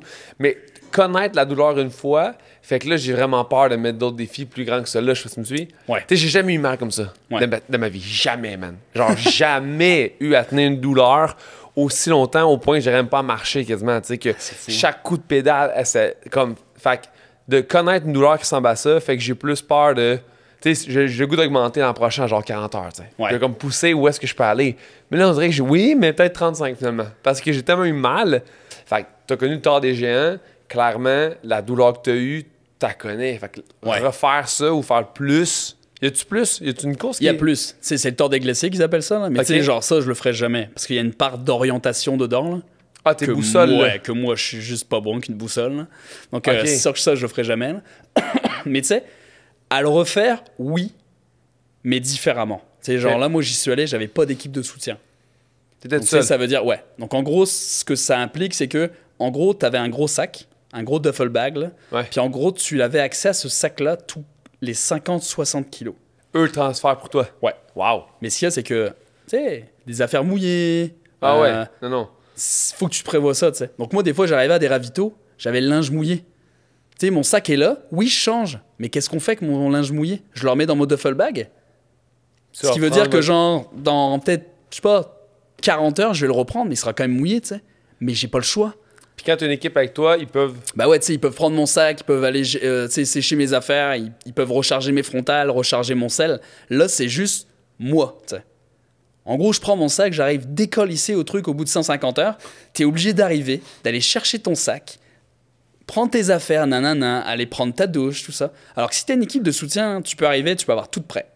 Ah, genre, tiens mon chéri, prends ton linge de douche, va te doucher, moi je te prépare tes affaires, t'arrives, clac, clac, clac, tu te changes, t'es parti. Mais ça, c'est par choix que t'as fait ça? Ou parce que t'as pas le choix? J'avais pas le choix, tu sais. Donc moi, j'étais genre, ok, donc à refaire, clairement ça. Donc tu sais, les gars qui me demandent, là, je dis, ok, équipe de soutien et altitude. Après, le reste, tu peux t'entraîner comme tu veux, tu vas réussir, mais faut une équipe de soutien et il faut un truc en altitude. Depuis combien de temps tu cours, mettons? Ben, tu sais, moi, j'ai joué au soccer pendant 15 ans. Ouais. Donc tu sais, le soccer, c'est plus un sport genre d'intervalle très rapide. Donc c'est 30 secondes, tout ça. Donc tu sais, je dirais que je cours, je fais du soccer pendant 15 ans, mais tu sais, je cours vraiment depuis 2012. Tu sais, j'ai vécu en... Okay, mais c'est pas tant, en fait. Non, c'est pas tant. Tu sais, c'est pas... que 8 ans avant de faire le tour des... Ouais, tu sais, c'est pas... tu sais, t'allais là-bas, moi, je voyais que des gars de la quarantaine. 40-50 ans. Limite, ils me regardaient, puis tu sais, genre, moi, je suis un gamin. Là. Mais tu sais, c'est quand même fou. Mais tu sais, j'ai commencé, 2012. En fait, moi, j'ai une histoire drôle, c'est que j'ai été vivre aux États-Unis pour être une nounou. J'ai gardé des enfants. Donc, tu sais, j'ai gardé des enfants, puis en fait, là-bas, j'avais tellement de temps libre que je me suis dit... ah, tiens, je suis tombé sur le marathon de Philadelphie. Je me suis dit, cool, je vais commencer à courir. En fait, c'est là que j'ai commencé à courir, mais par moi-même. Je regardais des plans dans le livre pour les nuls, etc. Là. Puis c'est là que ça a commencé. Mais je vais dire que vraiment, j'ai couru des ultras quand même avant d'arriver au Canada. Mais je suis arrivé au Canada, puis genre, ça m'a frappé. Là. Genre, j'ai eu la grosse piqûre. Là. Parce que j'ai rencontré juste des gars passionnés qui m'ont fait prendre conscience que oui, j'avais peut-être un potentiel amateur quand même, mais que je pouvais me pousser, puis d'être d'une manière plus structurée, puis juste des rencontres. À Montréal, on a la chance d'avoir une communauté très, très ouverte, du sens où tu peux t'entraîner avec des élites en les contactant sur Instagram, en lui disant « Hey, on pourrait pas aller courir ensemble et prendre un café ?» Mais juste ça, d'aller courir avec un gars, Mathieu Blanchard, c'est un bon ami à moi, les jours où on a été courir ensemble, tu bois sa connaissance. Il parle de course, tu te dis « Man, moi aussi je veux faire des trucs comme ça. » c'est un privilège. C'est un privilège. En France, ça m'aurait pas arrivé, des trucs comme ça. Ouais. La communauté est trop élargie. Alors qu'à Montréal, je trouve que c'est une grosse ville, mais qui agit comme une petite. Je comprends. Donc tout le monde se connaît, puis tout le monde peut se côtoyer. C'est-tu parce que le sport est lent? Dans la mesure où, mettons, tu sais, vélo, là. Ouais. Quand je vais, mettons, me promener en vélo puis que je croise d'autres cyclistes, il n'y a jamais rien qui se passe. Hein. Ouais. Ah non, c'est sûr. On dirait que l'attitude est vraiment froide. Puis là, je passerai à mon chapeau, j'ai aucune idée. Là. Mais tu sais, j'ai jamais eu de discussion avec un autre cycliste ou, tu sais, à part un salut de la main. On dirait que c'est vraiment... On dirait que c'est des petites gangs de vélos qui font leur truc ensemble. Peut-être parce qu'on va trop vite en vélo que tu pas en vélo. T'as pas le temps genre, de t'arrêter, de taper la discussion. Tu croises 2-3 personnes de Montréal en train de faire une petite course le matin. Forcément, tu peux parler. Tu peux t'arrêter et parler. Hein. Puis tu sais, sur des petits détails, genre, ah, tes chaussures, elles sont cool. Ah, t'as le t-shirt du marathon, machin. Ah, c'est cool. Tu sais, c'est des trucs comme ça. En vélo, t'es comme... T'as pas le temps de rien dire. Ouais, c'est ça. Mais, OK, cool. Parle-moi de tout ce qui a rapport avec, justement, la course d'endurance. Ouais. La première fois que t'as fait des longues distances. Hein, parce que oui, t'as fait le marathon de Philadelphie, etc. Mais quand est-ce qu'il y a une sale différence entre 40 kilos puis des courses à 160, là? Puis moi, ce qui est drôle, c'est que j'ai pas couru mon premier marathon avant d'avoir couru les autres courses. Donc, j'ai couru plein d'ultras avant de courir mon premier marathon sur route. Ah, OK. Ouais, donc ça a été drôle. Tu sais, j'ai commencé. Bah, moi, l'histoire drôle, c'est que donc j'avais vécu aux États-Unis. J'étais rentré en France. Puis là, mon frère, il me dit ah, je me suis inscrit à l'Ultra Trail Côte d'Opale, à côté de la maison. Il dit c'est un 62 kilos. Tu veux le faire? Je dis, ben, tu sais, non, j'ai fait que des 21 dans ma vie, là. Ah Genre, ouais. j'en ai fait 2, là. Je vais pas m'inscrire à 62, là. Ah, mais c'est de la trail, tu vas voir, on marche, c'est cool. C'est à la maison, en plus, fais-le, là.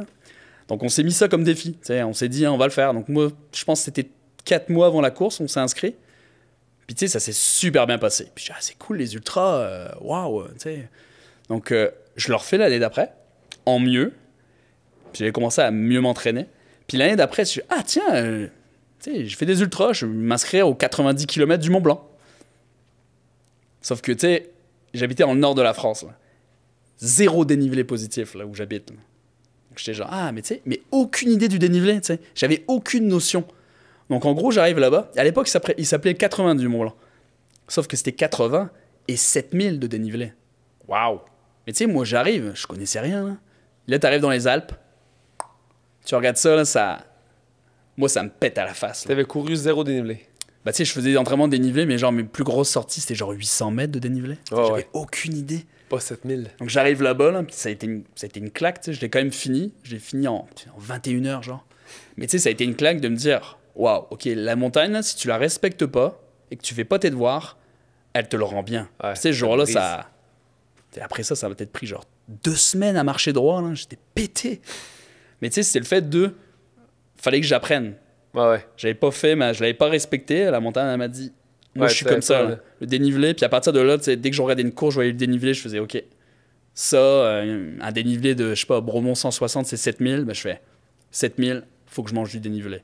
Mais ça, il y a beaucoup de choses qui diffèrent dans la distance du dénivelé, dans tout ça. Tu sais, cet été, je fais du vélo, mais je mets sur Google Maps, je vois un truc, je fais 40 kilos, 700 mètres dénivelé. Je suis comme, c'est bon. Ouais. Finalement, j'ai pas regardé les pourcentages de pente. Ouais. Je me suis brisé, j'ai pris 8 pauses. Parce que dans ma tête, c'était pas tant. J'ai déjà fait sur genre 120 du même dénivelé, mais je fais, Ouais. OK, t'as un peu. Là, pourcentage de pente, il y a tout ça qui rentre en ligne de compte. Puis tu sais, des longueurs de pente, il y a tellement de choses à calculer que quand t'es pas habitué, man, tu dis, OK, 7000, ça le fait. Tu sais, T'as aucune idée. c'est comme le Thor. Des fois, on montait 5 heures. T'sais.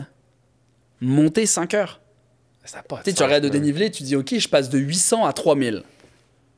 Mais combien de temps ça te prend à faire 2200, tu sais? C'est lourd parce que tu regardes ta montre, t'es comme, Ah ouais, il faut pas la regarder, la OK, montre, là. juste 7 km depuis Mais tu sais, moi, tant de j'avais temps. mis altitude. Donc, moi, c'était mon gauge. C'est de me dire, OK, là, on a 800, bah, on doit aller à 3000, tu sais. Donc, oui, je me fiais sur l'altitude plutôt qu'au kilo, tu sais. Les kilos, Ouais. limite, je la regardais pas, là. Non, Mais c'est tu sais, clair.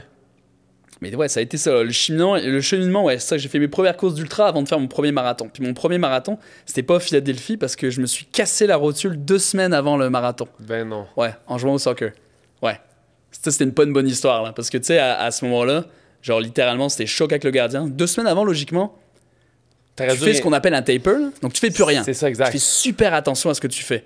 Puis moi, on m'avait appelé. Ah, il manque un joueur, nanana, tu viens. Bah, vas-y, je vais venir. Qu'est-ce que je risque?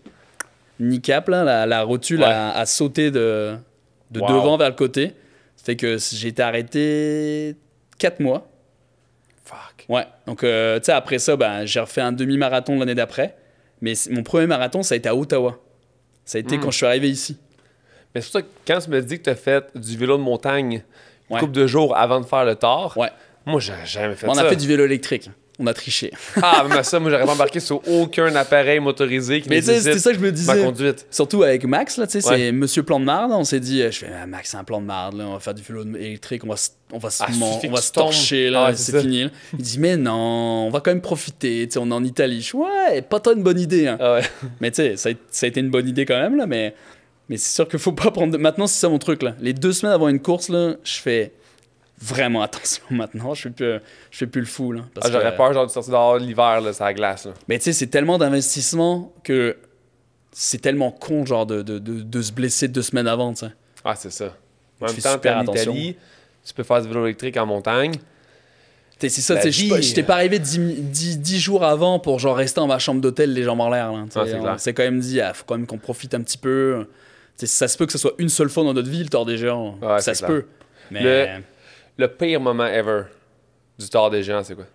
Le plus dur. ben, quand je me suis... En fait, c'est parce que moi, je me suis cogné le genou à 150 kilos de la fin. cogné le genou sur un arbre? En gros, je descendais d'une genre de petite plateforme en roche. OK. Puis en fait, j'ai atterri sur mes bâtons, mais j'ai perdu l'équilibre. Donc en fait, je me suis cogné le genou sur une roche sur le côté. J'étais encore debout, tu sais. J'étais le cogné sur la roche, mais sur la roche, il y avait genre des petites ronces, tu sais. Donc au début, ça m'a piqué. Je fais « Aouh !» Tu sais, ça m'a piqué. Donc je continue la descente, sauf que là, on s'arrête au ravito. Tu restes une demi-heure, tu sais, à manger, et là, je me suis relevé, puis là, c'est comme si on m'avait enfoncé un poignard à travers la rotule. Puis là, je fais « Oh shit !» Tu sais, c'est quoi, là? Tu sais, des fois, t'as une petite douleur à droite, à gauche. Tu sais, je commence à marcher. Puis je fais « Ouais, ça fait mal. » Donc là, je le fais, tu sais. Je commence à marcher, je commence à essayer de courir. Impossible. Donc, ça soit les descentes, les montées. Les descentes et les plats. Impossible. Les montées, par contre, je torchais, là. Ça allait super bien, les montées. Genre, super en forme, etc. Je fais, ouais, bah, c'est parce que je cours pas avant, donc je peux marcher vite. Mais arrivé au physio, le physio, il me regarde, puis il me dit, t'as 2 solutions. Il dit, tu peux arrêter, mais dans 4 jours, t'auras plus mal. Il dit, là, en fait, t'as un choc qui réduit ta mobilité. Donc, il dit, t'as vraiment tapé au mauvais endroit. Il fait, c'est vraiment entre la jonction du quadri avec le genou. Il dit, c'est pas bon, tu sais. Mais il dit, c'est pas une blessure que tu as arraché un ligament. Tu vas aggraver, c'est ça, tu vas aggraver. Donc, il dit, t'as ce choix-là, tu peux arrêter, mais dans 4 jours, ça se peut que tu regrettes d'avoir arrêté. Et il dit, tu peux continuer. On va te taper, mal. mais tu pourras pas courir en descente ni sur le plat. Donc, il va falloir que tu sois genre minded à te dire, ça va être très long pour finir. Mais j'avais tellement d'avance sur le cut-off, il m'a dit, tu vas pas le finir en marchant. Il n'y a pas de souci. Mais tu sais, mets-toi en ta tête, ok, donc ça veut dire que je vais devoir marcher pendant genre 80 heures. Est-ce que j'ai envie de le faire? Ah, j'avoue. C'est là que le mental embarque. Et c'est là que tu te demandes pourquoi tu es là à la base. Pourquoi tu veux le faire? Puis là, je me suis dit, man, investissement, d'entraînement, sacrifice pour genre l'entourage.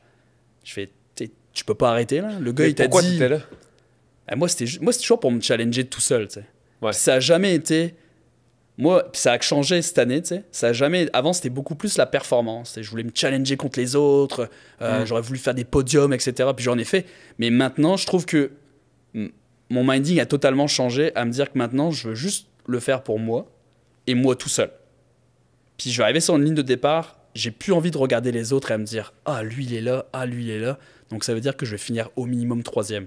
Ça, je veux plus le faire. Moi, je veux arriver et être là pour les bonnes raisons. De me dire « C'est mon sport, c'est ma passion, je le fais pour me faire du bien. » Et j'ai juste pas envie que ça soit un truc qui me met de la pression. T'sais. Non, c'est ça. On a déjà trop de pression avec notre job dans la vie. Pourquoi on veut s'en mettre plus dans ce qui, normalement, devrait nous faire du bien? Exact. T'sais. Donc, tu sais, moi, j'arrivais là, je veux juste le finir. Donc, les raisons, c'était « Ok, je suis là. » Puis je veux le finir juste pour me le prouver à moi-même que je peux le faire. Puis quand le gars m'a dit « Tu peux le finir en marchant. » Puis tu sais, moi, je suis une tête de cochon quand je l'ai dit. Là. 80 heures, je me suis dit « C'est bien. Ça va être 80 heures dans un beau paysage. » Ouais, exact. C'est pas comme si j'allais être 80 heures dans les rues de Villeray. Tu sais.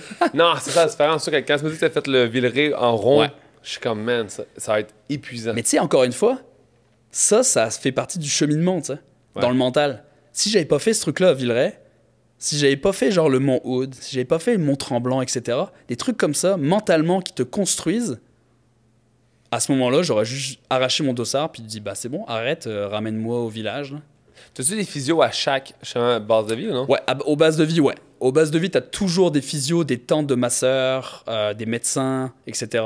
Okay. Et ça, c'est vraiment cool parce que tu peux même te faire masser. Normalement, moi, je me suis arrêté sur une table, genre pendant 1 heure, puis la fille, elle m'a massé, tu sais. Moi, je me suis endormi même pendant ce truc-là. Tu sais, je dormais, là. Puis à la fin, genre, elle m'a dit, bah, elle m'avait tapé, etc. Pendant que je dormais. Sur la table. T'es tellement épuisé, tu sais. C'est ça, exact. Tu cours pendant 140 heures. Tu sais, elle te réveille, puis elle te dit, bah, Nico, all good, là. T'es tapé, là. Tu dis, ah ouais, tu m'as réussi à me taper comme ça, passant en dessous de ma cuisse, tout ça. C'est quand même fou, hein. Toi, tu dors. Ouais, mais c'est comme un gros hangover. Parce que tu dors, que tu dis, t'aurais pu me taper dans la face, puis j'aurais sûrement endormi, là. Mais tu sais, je me dis ça, je me dis, 80 heures que ça va être. Puis après ça, j'ai eu la chance de rencontrer un gars qui s'appelait Romain. Puis lui, il était pareil que moi. Il pouvait plus courir. Ah non. Puis là, on s'est regardé ensemble. On s'est quand même rejoint tôt, tu sais. Enfin, tôt. Je pense qu'on s'est rejoint à 200 kilos, là. Okay. On s'est rejoint à Ravito, puis t'es mal. Puis on a commencé à jaser. Puis on se dit, on peut partir ensemble, vu qu'on marche. On va partir ensemble. Puis tu sais, c'est un peu un un pacte entre guillemets. On se dit, bah, si quelqu'un a une défaillance ou a besoin de dormir plus, etc., bah, là, on se séparera. Mais ce qu'il y a, c'est que tous nos envies se sont synchronisées au même moment. T'sais, on arrive à un ravito, bah, on dort 1h30. Ok, on dort 1h30. On se réveille. Romain, c'est le temps d'y aller. On va... C'est fou, man, parce que j'ai reçu beaucoup de coureurs d'ultra. Puis à chaque fois, les gens me parlent de j'ai couru avec telle personne, j'ai fait telle distance avec telle personne. C'est rare que dans des sports, il y a cette fraternité-là ou cette complicité-là entre deux personnes de je vais le suivre. Tu sais, t'as dû quand même peut-être ralentir un petit peu le pas de temps en temps pour lui ou tu sais, quand même avoir. Ah oui, clairement. C'est fou, ça. Mais tu sais, si chacun faisait.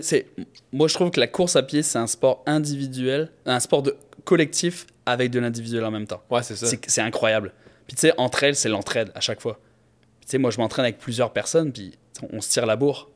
Parce qu'on se dit, tu sais, on veut se motiver ensemble. Puis tu vas en course, moi, ça m'arrive plein de fois. Tu sais, le Gaspésia 100, je l'ai fait 4 gars. On a couru ensemble pendant 100 kilos. T'sais. Ah ouais, tout et le on long. jasait. Puis à la fin, ça s'est séparé parce qu'il y avait 2 qui étaient mal. Donc on a fini à 2. Et puis, mais tu sais, Québec Mégatragan, je le fais avec mon ancien collègue de NAC pendant 80 kilos. Ouais. Tu sais, c'est plein de trucs comme ça. C'est fou, Red. C'est toujours... C'est un sport d'entraide. Ouais. C'est un sport très... c'est pas individualiste du tout. Ton plus beau moment, mettons, dans une course, que ce soit le Tour des Géants ou n'importe quel, qui t'a rendu le plus heureux un instant? Moi, je dirais quand même Bromont Ultra, là, tu sais, il y a 3 ans presque. Ouais, 2019. Non, 2018. Puis tu sais, ça a été mon premier 160. OK. Puis là, je suis arrivé dedans, genre, tu sais, c'est l'été où je t'ai dit que j'avais genre rien mis sur Strava, etc. Parce que je voulais vraiment juste me recentrer sur moi. Ouais. Puis en fait, je suis arrivé à la course en pleine forme. Genre, j'avais pas de douleur. J'avais tous mes proches qui étaient là, qui ont fait mon équipe de soutien. Puis, tu sais, tous en ligne. Genre, j'avais aucune douleur. Pendant la course, j'y suis allé à mon rythme. Genre, je suis passé parce que c'est 2 tours, Bourmont. Donc, encore une fois, mental aussi. Okay. 2 tours de 80. Puis, tu sais, je suis arrivé au 80e. J'étais 30e. Donc, aucun accès performance. Je me suis dit, à 160, ça se termine. C'est pas genre, tu peux pas y aller comme un bourrin. Ouais. Puis, je finis 4e. Parce que j'y suis allé à mon rythme. Puis, toutes les étoiles sont alignées. Puis, les derniers 40 kilos, t'as le droit à quelqu'un. Puis, c'est un de mes meilleurs chums, Max, qui a fait les 40 derniers kilos. Puis, tu sais, j'ai passé la ligne d'arrivée. Puis, j'étais juste genre super heureux d'être là, de voir tous mes proches qui étaient autour et de me dire, j'ai pas mal, je me suis pas blessé. Puis, je vis genre un super beau moment. Puis, c'est ça. Puis, l'année prochaine, je le refais. Puis, mes parents vont venir de France, tu sais. Donc, tu sais, si tous les étoiles s'alignent avec la COVID, mais tu sais, genre, moi, ça restera mon meilleur moment de course. Puis, tu sais, pour moi, tous les meilleurs moments de course, de toute façon, c'est quand je les démarre, puis quand je les finis. Là. C'est le meilleur, c'est celui que tu as eu le moins de genre de pression de performance ou de terminer, tu sais. Ouais, parce que, tu sais, je partais avec aucune attente. Je voulais juste le finir. Puis, tu sais, comme je disais, se mettre trop de pression à un moment donné, ça n'a juste pas de sens. Il faut y aller pour les bonnes raisons. Je sais qu'il y a même si tu es un athlète de haut niveau qui fait juste ça de sa vie, je pense que même à ce niveau-là, c'est pas le même genre de pression, tu sais. Non, mais tu sais, eux, ils ont la pression des commanditaires, ils ont la pression d'autres choses. Nous, on a zéro pression, tu sais. Qu'est-ce qu'on veut se mettre comme pression? Tu as quand même fini 4e, tu sais. Ouais. Tu as dû pace, tu as peut-être mieux pacé justement ta course. En fait, tout le monde est parti très très vite. C'est ça. Puis souvent, tu sais, c'est ça aussi, ça part très très vite. Mais ce qu'il y a, c'est qu'il faut que tu t'écoutes toi. Ouais. Si tu pars avec tout le monde, tu as des grandes chances de péter. Ouais. Parce que c'est un concours de saucisses, comme on appelle ça, là, savoir qui c'est qui est la plus grosse. Là. Ouais. Donc, c'est un concours, puis ça y va, puis tu sais, c'est à toi de te dire, OK, là, c'est moi, mon entraînement, ça n'a pas été à ce rythme-là, mon entraînement. C'est celui-là que je veux tenir maintenant. Ouais. Puis après, ben, tu ramasses. C'est tellement long comme course que tu peux très bien rattraper énormément. Les ultras, c'est tellement différent. Hein, c'est ça. C'est pas un marathon. Si un marathon, un gars part, ça se peut que tu le rattrapes pas. Là. Ouais. Un ultra, tu as tellement de marge de course, puis tu as aussi la gestion des ravitaux. Ouais, c'est ça, si exact. quelqu'un s'arrête une demi-heure pour manger, mais qu'un autre arrive et prend sa flasque et repart, bah, c'est genre 29 minutes que tu as rattrapé en fait. Quasi. Ah, c'est fou, c'est ça. Tu prends moins de pause, mais tu cours plus lentement, ça peut être. C'est ce que j'ai appris là-bas, c'est que même si tu prends ton temps en ravito, t'en perds pas forcément sur la course, tu vas en gagner. Parce que tu t'arrêtes, ton corps il se repose, même ton esprit, tu t'arrêtes, ok, tu prends ta batch de purée, là, tu commences à la manger. Alors que si tu arrives, tu prends ta flasque et tu repars, ton corps il a même pas un seul instant où ils se déconnectent, à se dire repose, là, relax, puis tu sais, relativise un peu. Là. Alors que tu sais, t'as plein de gars qui font ça, qui partent, Mais toi, t'étais seul autant des gens. C'est ça qui est fucked up de pas pouvoir parler avec quelqu'un, pouvoir. Quand j'ai fait 30 heures de vélo, puis mon pote était avec moi dans la voiture à côté, ça me faisait du bien quand il était là, Gaël, il prenait soin de moi. Mais après, l'avantage qu'on avait, c'est qu'on était quand même pas mal de Québécois. Donc, moi, je pouvais quand même interagir avec les équipes de soutien des autres gars. Ouais. Mais tu sais, c'est pas pareil que tes proches. T'sais. C'est ça, exact. Si tes proches sont pas là, mais ça a double tranchant. Hein.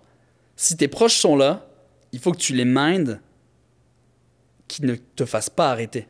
Dans le sens où, tu sais, faut pas être genre, oh mon chéri, ça va, non, ah t'as mal là. Non, faut être tough love là. Oh, c'est genre, ok, qu'est-ce qu'il te faut? Ça. C'est pas genre, ah, t'as pas une bonne tête. Hein. Puis moi, chaque fois, c'est ça mes équipes de soutien. La question que je leur dis, c'est, vous ne me demandez jamais si ça va. Genre jamais. Parce que souvent la réponse va être, ça va pas trop. Ça. Donc si tu fais ça, tu passes déjà dans la zone oh allez, faites-moi un câlin, là, j'ai besoin de réconfort. Non, c'est tough love. Là. C'est genre, t'arrives, il y a une liste de genre, qu'est-ce qu'il faut, c'est ça. Si ça va pas, c'est moi qui va vous le dire. Ah, c'est clair. C'est pas vous qui me le demandez. Pendant mon 30 heures, mon pote Gaël était avec moi, puis tu sais, je l'aime d'amour, là. Ouais. Il me supportait, là. Mais clairement pas la bonne personne de me suivre, là. Lui, il était souvent comme, ah ben, arrête, si vraiment... Ça, je suis comme là, je suis à 200 kilos. J'avais prévu 400. Je peux pas arrêter, là. Puis comme, t'es sûr, t'as l'air d'avoir mal aux épaules. Là, je suis comme, masse mes épaules, mon chum, là. Masse-les, fais ta job, là. Puis là, il me massait. Après, je repartais, mais souvent, il me dit, à 300 kilos, il me dit, Mike, arrête, man, c'est pas grave. Ouais, c'est ça qu'il faut, c'est que faut pas qu'ils te mettent dans une zone de confort. Là. Ouais, c'est bien ce que t'as fait. Maintenant, tu peux arrêter, tu peux être fier. Ah non, faut pas dire ça. Non, c'est ça, j'ai besoin de l'autre truc. Dis-moi que je peux continuer, dis-moi que, tu sais, comme rentre dedans. En même temps, je pense que chaque athlète est différent. Peut-être qu'il y a des gens qui réagissent bien, justement, quelqu'un qui cajole un peu plus, puis qui dit des mots doux, je sais pas. Moi, j'aurais besoin de quelqu'un qui me dit non, là. Comme je suis fier, mais pas encore assez. Ouais. Puis là, je fais, ah, fuck. Puis là, je repars, tu sais. Si tu me dis trop gentil, tu me donnes pas envie de continuer pendant tout, là. Ouais, c'est ça, faut que tu mènes ton crew à ce que genre ça soit d'une manière et d'une autre, là, mais c'est clair. Mais ouais, faut bien les former à chaque fois. C'est clair. Nicolas, 5 questions de fin. Vas-y. Je vais t'envoyer les 5 questions. Ouais. Des fois, j'oublie si j'envoie. Ouais, il y a des questions, c'est dur pour moi, mais j'ai fait mes devoirs. Tu y vas comme tu le sens. Question numéro 1. Si tu as un podcast dans le but d'inspirer, qui t'invite? Donc là, est-ce qu'il y a québécois ou non québécois? Oh, t'es fort. J'ai écrit québécois. Ouais. Là, je t'ai laissé une porte ouverte. Là. Je sais que tu viens de Caen. Je me dis peut-être qu'il faut inviter quelqu'un de la France. Mais je pourrais te donner des québécois, un québécois et un non québécois, on va dire. Okay? Québécois, moi, ça serait Patrice Bernier. Donc c'est l'ancien capitaine de l'Impact. Là. Ouais. Parce que tu sais, il a un cheminement de vie qui ressemble quand même au mien. Tu sais, il a vécu dans plusieurs pays, etc. Tu sais, je pense qu'il a juste pas peur d'y aller. Puis tu sais, c'est quelqu'un qui a quand même bien construit sa carrière, que ce soit une carrière d'entrepreneur ou tu sais, maintenant il est commentateur à TVA. Tu sais. Puis c'est une super bonne personne. Tu sais. Très impliqué dans la communauté. Donc moi, j'inviterais Patrice Bernier. Et l'autre personne, ça serait... Moi, je suis un énorme fan de soccer. Genre, très, très grand fan. Puis mon équipe, c'est Arsenal. C'est une équipe anglaise. Puis il a été entraîné par le même coach pendant 20 ans. Wow. Puis ce mec-là, en fait, il a juste bâti le club. Tu sais. Il avait une vision...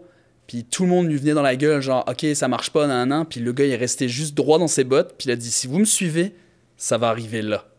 Puis genre, ce gars-là, c'est ça. Moi, c'est un modèle pour moi. J'ai lu tous ses livres, etc. C'est Arsène Wenger qui s'appelle.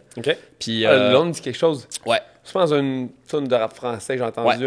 Ouais. Mais tu sais, ça, c'est un... Moi, je le conseille. S'il y a des livres à lire, c'est sur lui. Parce qu'il est genre... Il a bâti le club de rien. Puis il l'a amené au très, très haut niveau. Tu sais, en gérant... Tu sais, les managers comme ça ne fait plus jamais à l'heure actuelle. Il était géré dans les finances, il gérait tout ce qui était le recrutement, genre bâtir le stade, il était impliqué dedans. C'est genre des trucs qui se font plus à l'heure actuelle et qui se feront plus jamais. C'est impossible. Donc c'est lui, c'est sûr que je l'inviterais. OK. Arsène Wenger? Wenger. Wenger. Ouais. OK. Noté. Si t'as... Je change mes questions. Oui. Si t'es stressé, anxieux, à part la course, parce que clairement, ça va être la course, comme dire, là. À part ça, qu'est-ce que tu fais pour te relaxer, devenir plus zen? Ben moi, c'est beaucoup... Moi, je suis un gros amoureux de musique. Très, très gros amoureux de musique. Donc, je vais à beaucoup de shows. Donc, tu sais que ça soit de la... Moi, c'est surtout de la musique acoustique, surtout en show. Puis, tu sais, de la musique aussi, type Orelsan, etc. Mais ouais, moi, c'est beaucoup la musique. Pour me détendre, ouais, c'est ça. Si je vais pas courir. Mais en général, quand je vais courir, je mets pas de musique. Ah non? C'est que des podcasts en course. Ouais. Puis, meilleur show de musique ever que tu as vu? Un des meilleurs shows. C'est la plus facile comme question. Moi, je dirais Arcade Fire. Quand je suis arrivé à Montréal, OK. ça a joué. Je suis arrivé un vendredi à Montréal, ça a joué le mardi. Donc ça m'a mis directement dans le mood. Et ça a été, moi, c'était un de mes groupes favoris de musique. Ouais. Puis en France, j'avais jamais eu la chance de les voir. Puis je suis arrivé au Canada, c'était genre direct là. Je fais, Wow. les étoiles, ça j'y vais. Puis, dans le tard des géants, t'as pas mis de musique? Si j'ai mis de la musique à un moment donné, ouais. OK. Puis, tu sais, j'appelais mes proches aussi. Je m'étais acheté une carte 50 gigas. Wow. Puis j'appelais. Ça, c'était le fun aussi. Parce que ça.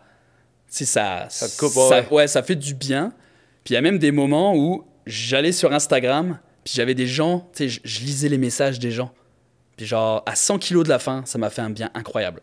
Tu sais, j'ai lu les messages, puis tu sais, limite, je braillais sur la trail parce que ça faisait juste du bien, tu sais. Ben oui, c'est ça. Puis appeler les proches. Mais j'ai mis de la musique aussi, ouais.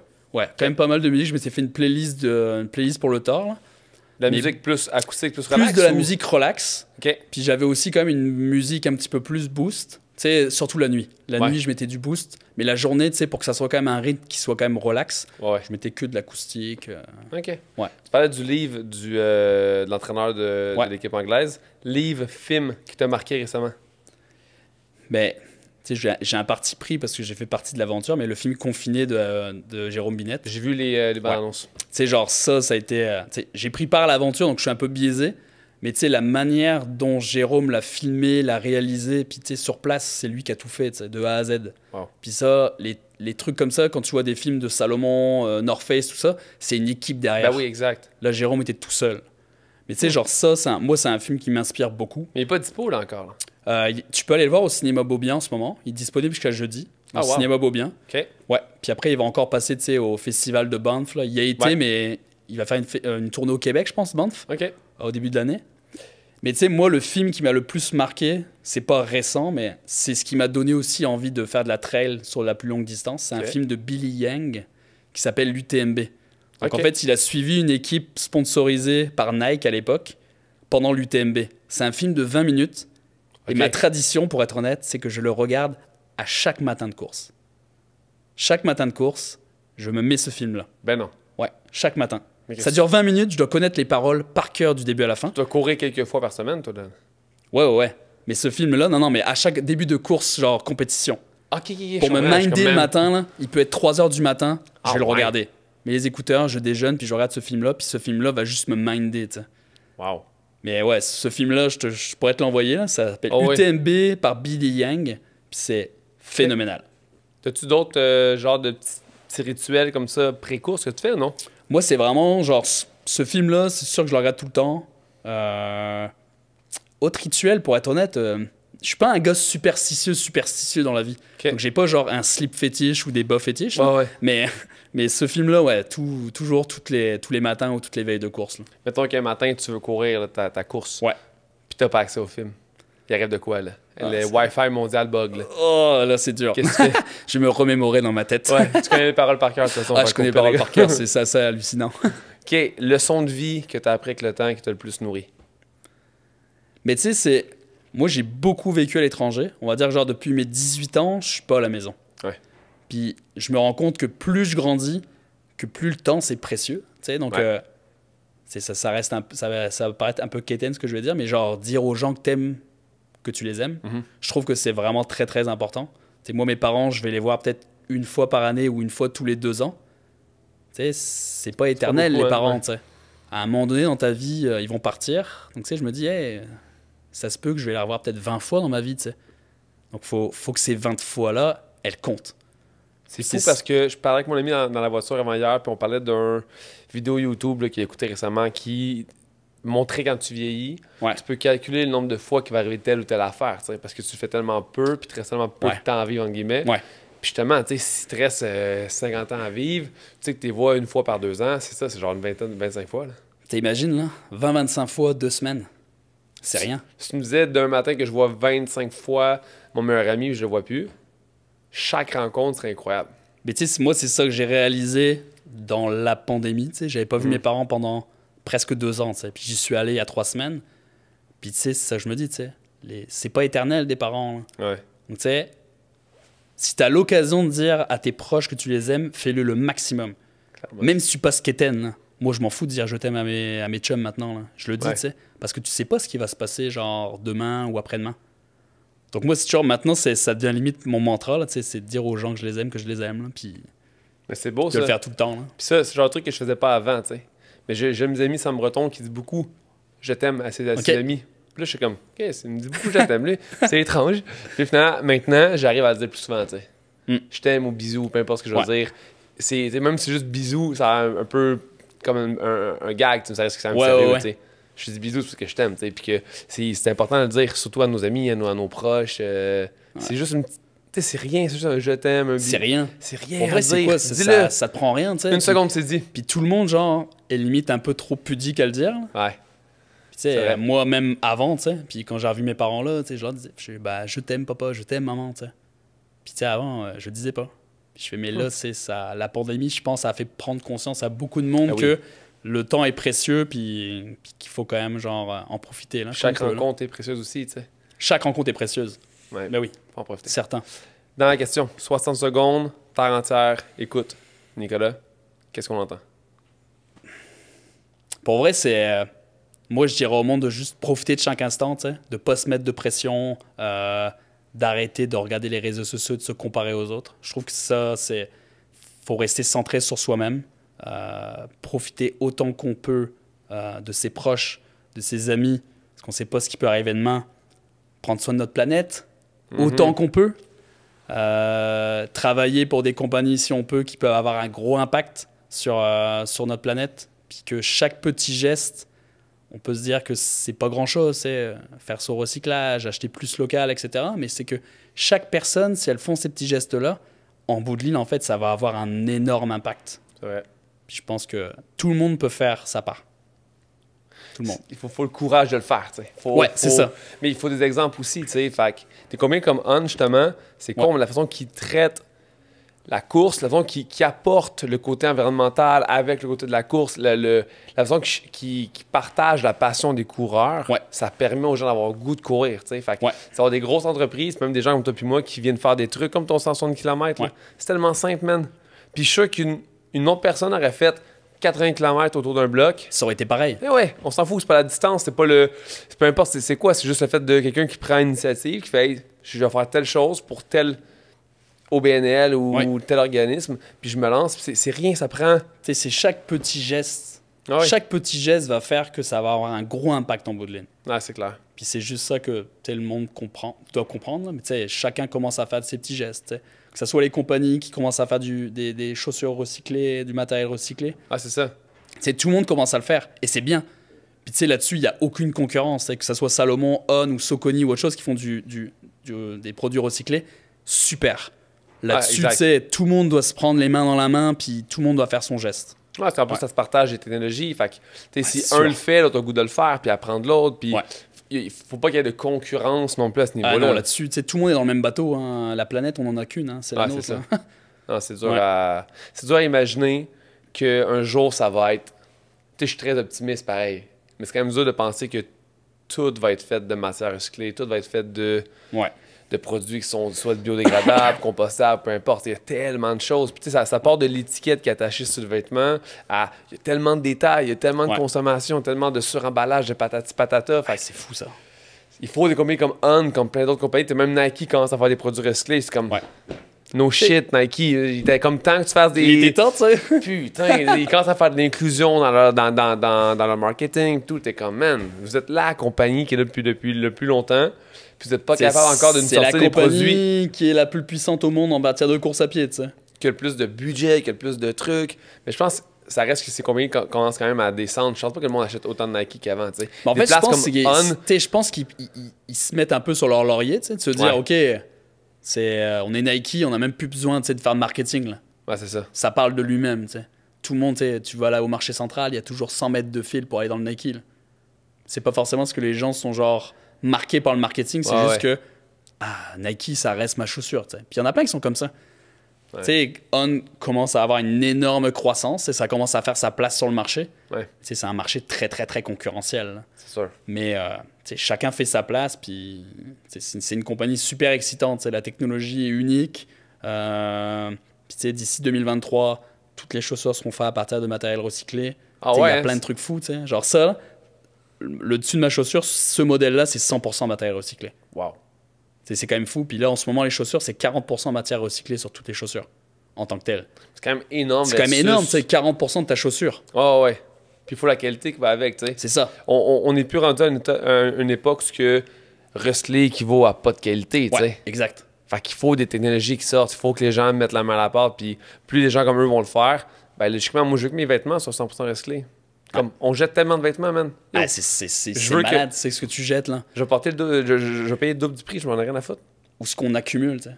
Ouais, c'est ça. Ce qu'on accumule comme souliers, tu sais. Ah, ça a pas de sens. Moi, ce week-end, j'étais donné 15 paires de souliers, tu sais, à un organisme. Parce que j'étais genre, man, ça a juste aucun sens d'avoir des souliers qui dorment et que je mets pas. Faut que ça serve à d'autres personnes, tu sais. Ouais. Puis tes choses sont encore super bonnes. Ouais, moi je prends super soin de mes souliers, là. Ah ouais. Donc c'était encore très J'en ai vu belle. du monde courir avec des choses qui sont finies. Ouais. Fini. T'es-tu plus comme barefoot, non? Non. Mais tu sais, moi je suis pas un gars qui adore les grosses drops, là. Ouais. Moi je suis un gars qui reste quand même. Tu sais, j'ai mon petit coussin entre 5 et 8, là. Tu sais, je suis quand même bien, là. Mais Ok. barefoot, non, je suis pas trop barefoot, là. Moi j'ai quand même les tendons d'Achille qui sont super délicats. Donc tu sais, si je veux descendre plus bas, faudra une transition quand même. Ah ouais. Qui prenne un peu Y de a-tu temps. des gens dans des ultras que tu vas courir plus barefoot, Ah, non? bien sûr, ouais, il y en a un qui est assez connu au Québec qui s'appelle Karim El Alaini. OK. Ouais, lui, là, j'ai vu qu'il allait faire 250 km dans le Sahara pieds nus. Mais tu sais, moi, ça a été un des chocs quand je suis arrivé à Montréal. J'ai fait le marathon du Mont-Royal, qui Ouais. était organisé par Mec à l'époque. Et au bout de 5 km, je me suis fait doubler par lui. Il était en sandales. En sandales. Et moi, genre, tu sais, j'avais jamais vu ça de ma vie. En France, il n'y a personne qui court en sandales. Puis là, je regarde, je fais, man, c'est quoi ça? Et ouais, tu sais, après, j'ai commencé à le connaître, Karim, puis je l'ai déjà vu courir pieds nus, tu sais. c'est ça. Pieds nus sur de la glace, là. Il a fait un demi-marathon sur de la glace l'année dernière. De la Tu glace. sais, en genre, je sais plus combien, il a fait 1h21, je pense, sur de la glace, à pieds nus. Mais tu sais, C'est que c'est hot. c'est hot, hein, tu sais, mais C'est hot, ça me parle. c'est quand même fou quand il pense, là.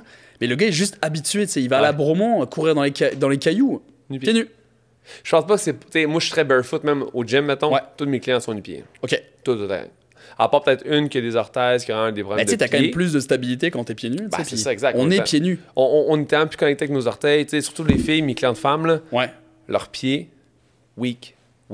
Genre, aucun contrôle plantaire, aucune compréhension, pas perception du pied, rien. Fait que quand ils squattent, quand ils font des trucs sur leurs jambes, ben, ils sont instables de la cheville. Fait qu'ils sont instables du genou, ils sont instables de la hanche. T'sais. Fait que pour moi, travailler pieds nus, c'est la base. Comprendre comment serrer le sol, comment utiliser le tripod, tout ça, c'est super important. T'sais. Mais je pense que courir, pieds nus, c'est peut-être pas fait pour tout le monde. T'sais. Puis il faut une adaptation aussi. T'sais. Clairement, tu passes pas de courir avec des choses avec une énorme. Un énorme talon, Une drop, ouais. Une drop, voilà. Ouais. Puis, par ça, de tomber à nu-pied, tu sais. Mais tu sais, ça demande toujours une transition, tu sais. Mais de toute façon, de base, on est pieds nus, là. C'est ça, Puis exact. on commence à courir pieds nus, tu sais, quand on est bébé, là. Ah, c'est ouais. parce que la société fait qu'on met des chaussures, donc après, en fait, on devient plus adapté à pieds nus. Non, c'est ça, Mais Tu exact. sais, il y a des gens après, tu sais, je travaille en boutique, puis tu sais, c'est sûr que quand t'as une drop de 12, tu vas pas arriver à 0 tout de suite, là. Tu sais, il va falloir Non, une c'est adaptation, tu sais, il va falloir y aller graduellement, descendre un peu, puis c'est pas demain que tu seras en 0, là. Mais tu sais, clair. on est pieds nus. On Ah, est ouais. supposé être pieds nus, tu C'est sais. ça. Mais tu sais, les souliers sont tellement rendus serrés, étroits et trucs, ça Puis marche. tu sais, on te met des chaussures très tôt, hein. Mhm. À 1 an, t'as déjà des chaussures, tu sais. C'est vrai, On hein. te met des Air Max ou des Hugs, là, puis c'est parti, là. Puis à partir de ce moment-là, ben... Pour ça, tu sais, des fois, il y a plein d'athlètes qui font ça, tu sais, ils vont courir, puis à la fin de leur run, ils vont genre faire un petit genre 10 minutes à pieds nus. Ouais. Pour que, tu sais, ça fasse travailler un peu différemment le pied, tu sais. C'est pour ça aussi que moi, je conseille à chaque fois aux personnes de ne pas avoir une seule paire de chaussures et d'avoir des paires différentes. Parce que il faut que ton pied s'amuse un petit peu, entre guillemets, puis il faut qu'il s'adapte. Ouais, qui Tu sais, d'avoir toujours la même paire de chaussures, bah, surtout, tu sais, les drops hautes, très hautes, là, Ouais. bah, ça va rendre paresseux, tu sais, ton pied. Même les chaussures très, très coussinées. Ouais, c'est ça. Oui, c'est bien, mais c'est bien d'avoir dans son armoire, genre, une très coussinée et une peu coussinée. Parce que trop coussiné, en fait, ça va juste rendre ton pied paresseux.